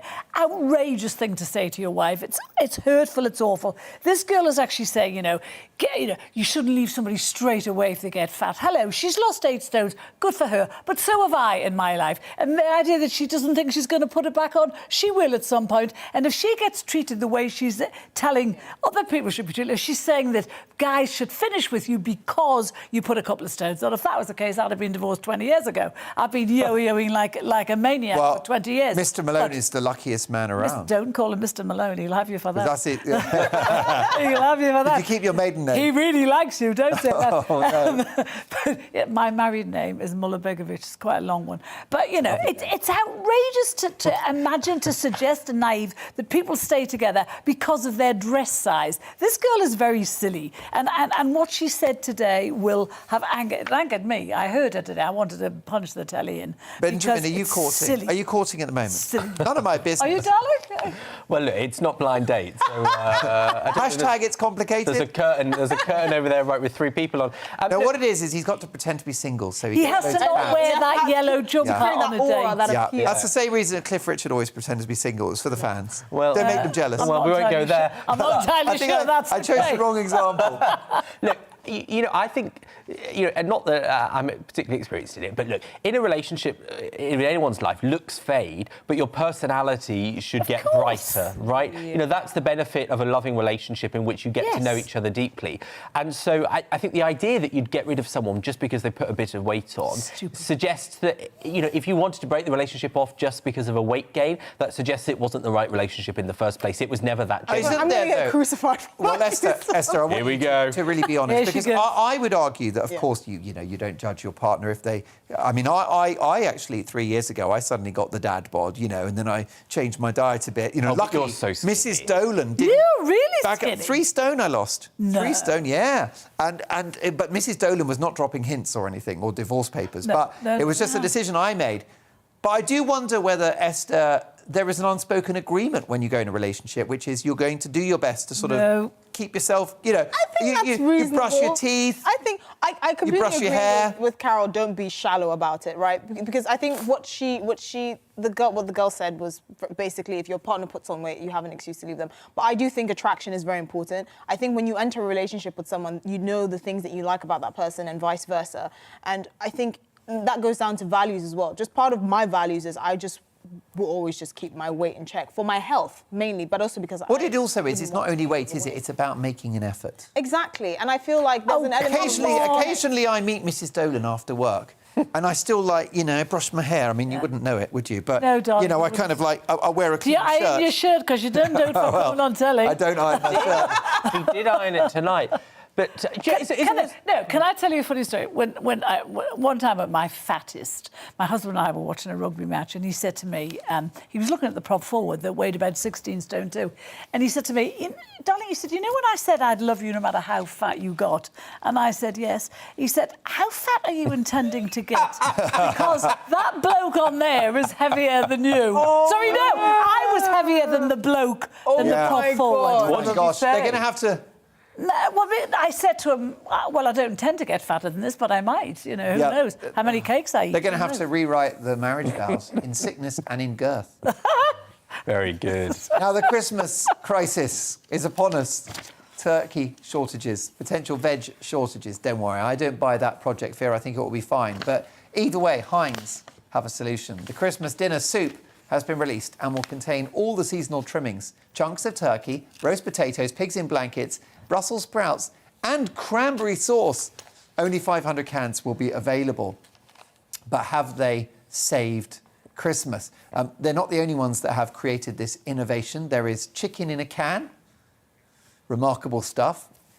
That's a canned whole chicken, folks. Hell. How about brown bread in a tin? Oh. Thank you very much. How does that work? The Americans have thought of everything. How about sheep's head in a tin? Exactly what you want when you're in Morrison's. Oh, dear God. There you go. Serve that one to the in-laws when they come round. What about tinned pork brains? Well, they say you can eat every part of the pig. Where would we be without pork brains? Milk gravy for those cold winter nights. There you go. Remarkable stuff. Now, full disclosure, I'm a huge fan of tinned food. Why? Well, M&S do tinned steak chunks, and it's delicious, tender pieces of British beef in gravy. And because it's in a tin, it lasts about 11 years. And I can keep it in the GBNews kitchen, and I don't have anyone like Simon McCoy stealing it. But what does that tell you about what's in it to preserve it? Well, I think, isn't the point... I think the scientific term is called cancer. I'm not sure. Well, wait a minute. Isn't the point of tinned food that the food is preserved because it's in a tin? That's the joy of it. But there's something else in there. What is it? There's something else in there. Oh, you're worried about the material of the tin. And do you read where it says beef? Do you read, is it beef with something else in there? Beef like that. The M&S one, of course, is marvellous quality. But, I mean, I also eat anchovies in olive oil, which comes from Sainsbury's. They're good, aren't they? Gorgeous. And the little tins which you peel back. Gorgeous, love those. What about sardines? Mussels? Tuna? I do mussels. I love mussels in a tin. I do mussels, and I do the other thing as well, oysters in the tin too. They're divine. They're divine. They're better than the mussels. Really? So you're both into your tinned rations? Fish I like. The tinned fish I like. But the idea of me Christmas dinner in a tin makes me feel a little bit nauseous. I'm the kind of person that likes to The idea of butchering my own. Because in that tin, OK, is pigs in blankets, your roasties, your cranberry sauce. I mean, that's not good. The roasties will be soggy, won't they? Of course they will. I mean, I would end a relationship with someone that fed I me think Christmas that dinner in a might- tin. Can I just say, Yeah. is it just me or does it look delicious? It looks horrific. It's just you. Okay. It's just you. Well, we've got, we're only comparing it to Mrs. Dolan's cooking, so it may as well. Oh, you're in trouble. Listen, You're in the spare room That's it tonight. now. she goes to bed about 11, or at least here's hoping. She might be watching. But I mean, I tonight. also think it's very cheap. It's a good way of economically. No, it isn't. It says here. Hans actually said that they did this because there was a survey that said more people would eat Christmas dinner if it didn't take so long to cook. I mean, seriously, cook God. yourself a chicken. It's not hard. It's really not hard. Well, Do there not you go. eat tin. Well, by the way, what is the correct meat of choice for Christmas Day? Let's do it. Esther? I'm gonna answer about all of them. You're going to do what? I'm Ghanaian, so we have no limit. Oh, really? All of them. What is the traditional Ghanaian Christmas Well, when I dish? go home, my mum roast lamb. We have goat. Yeah, she also slaughters it just before, She right? slaughters the goat the day before. Yeah. So, yeah. no. It's delicious. There's- How do you do- how do you do thinks the you're goat? kidding. Is it braised, like cooked So slowly? we tend to chop it up and have it in soup, like we stew and Brilliant. like sort of seasoning. But Heinz, you are can, you like, watching? You can slow cook it. We usually slow cook the lamb. That's So nice. the goat Falls off the bone. I know, yeah. It's really, and we have salmon as well. We have the whole feast. I might have to go down the Ghanaian route this Christmas. That sounds absolutely delicious. Well, I can tell you that all of those cans have now sold out. So That is congratulations what a on shame. Heinz for an excellent publicity campaign, you clever geniuses. Brilliant stuff. Well, we've got more to come. Before the end of the show, my panel will reveal their Greatest Britain and Union Jackass. See you in 2.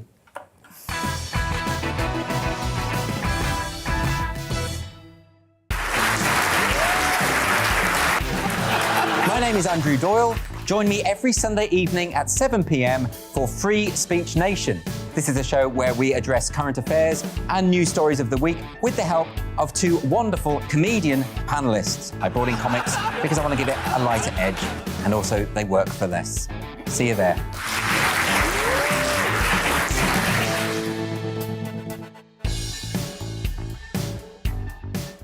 I'm Colin Brazier. I've reported from more than 70 countries around the world, covered wars from Afghanistan to Iraq, from Lebanon to the Balkans. I'm trying to bring that experience, that feel for events, to the studio. And something else. I'm ready to give an opinion. Today's stories with a spark. Brazier from 8 p.m. weekdays on GB News. Join us for the political correction.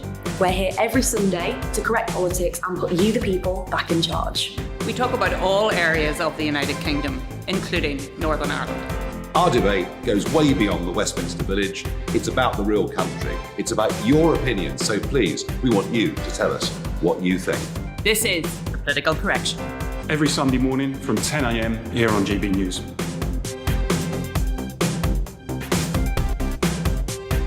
Hi, I'm Patrick Christie's. And I'm Mercy Moroki. And we're hosting a show right here on GB News, 9:30am till 12pm, every single weekday. Call to the point. We're going to be talking about all the big issues that matter to you at home in Britain. Absolutely, whether it's holding politicians to account, discussing what's taking place in the channel, banging on about law and order, we're not afraid to do the absolute lot of it. Yes, and if you're thinking it, you can guarantee that we'll be saying it. Make sure you're here 9:30am till 12pm, every single weekday, right here on GB News. 4 to the point.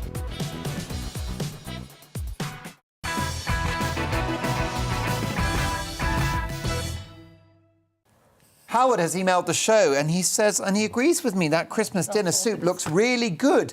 Howard, maybe you and I should get together and spend Christmas in each other's company. I think it would be fantastic. You email the show regularly and I love hearing from you. How's about it?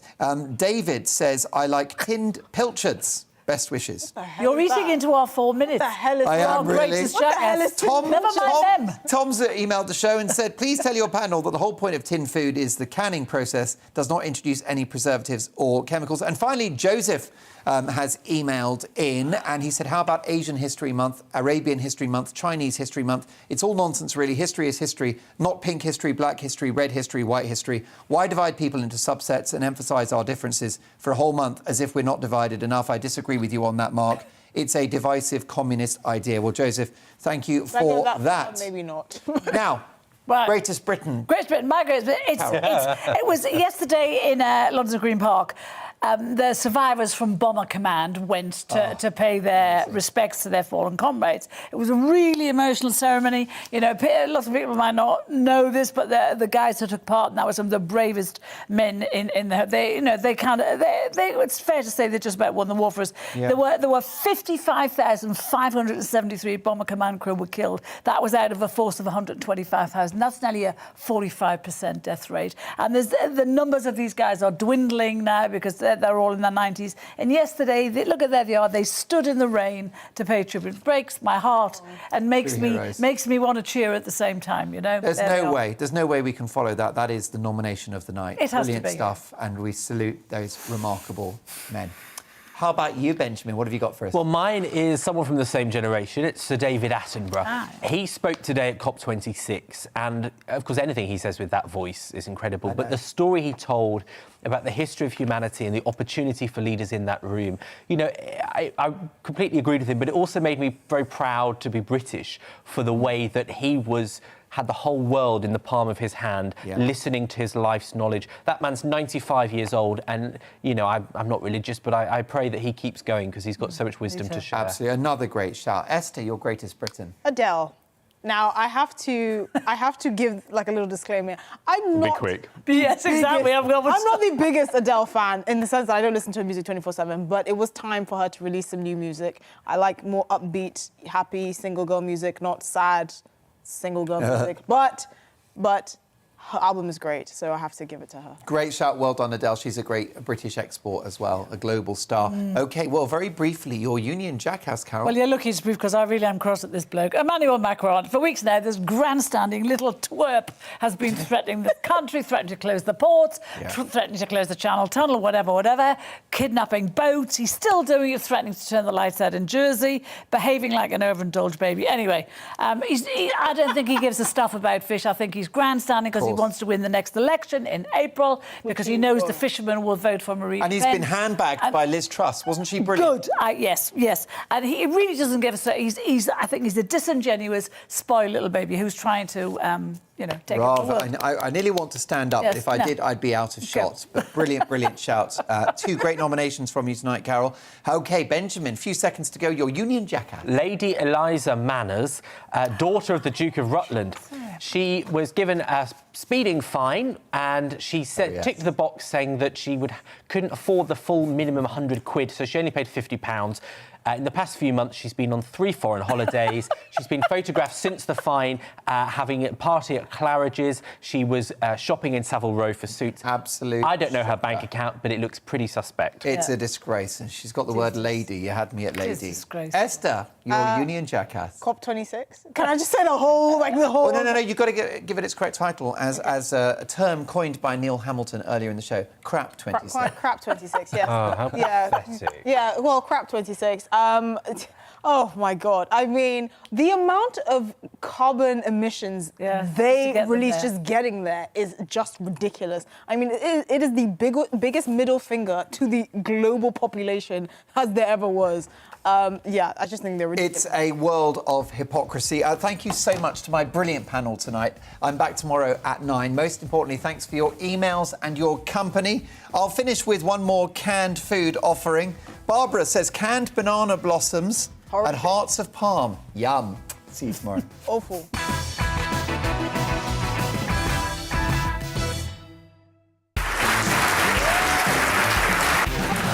My name is Andrew Doyle. Join me every Sunday evening at 7 p.m. for Free Speech Nation. This is a show where we address current affairs and news stories of the week with the help of 2 wonderful comedian panellists. I brought in comics because I want to give it a lighter edge, and also they work for less. See you there.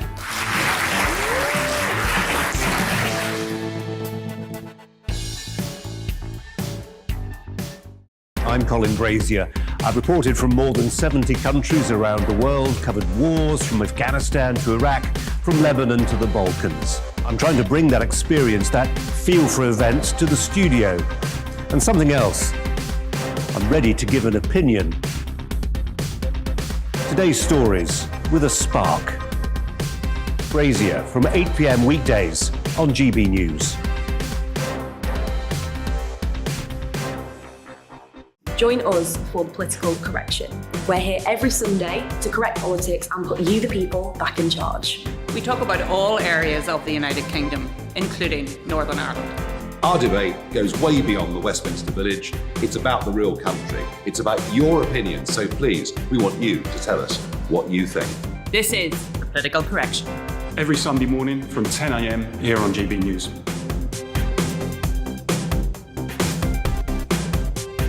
Hi, I'm Patrick Christie's. And I'm Mercy Moroki. And we're hosting a show right here on GB News.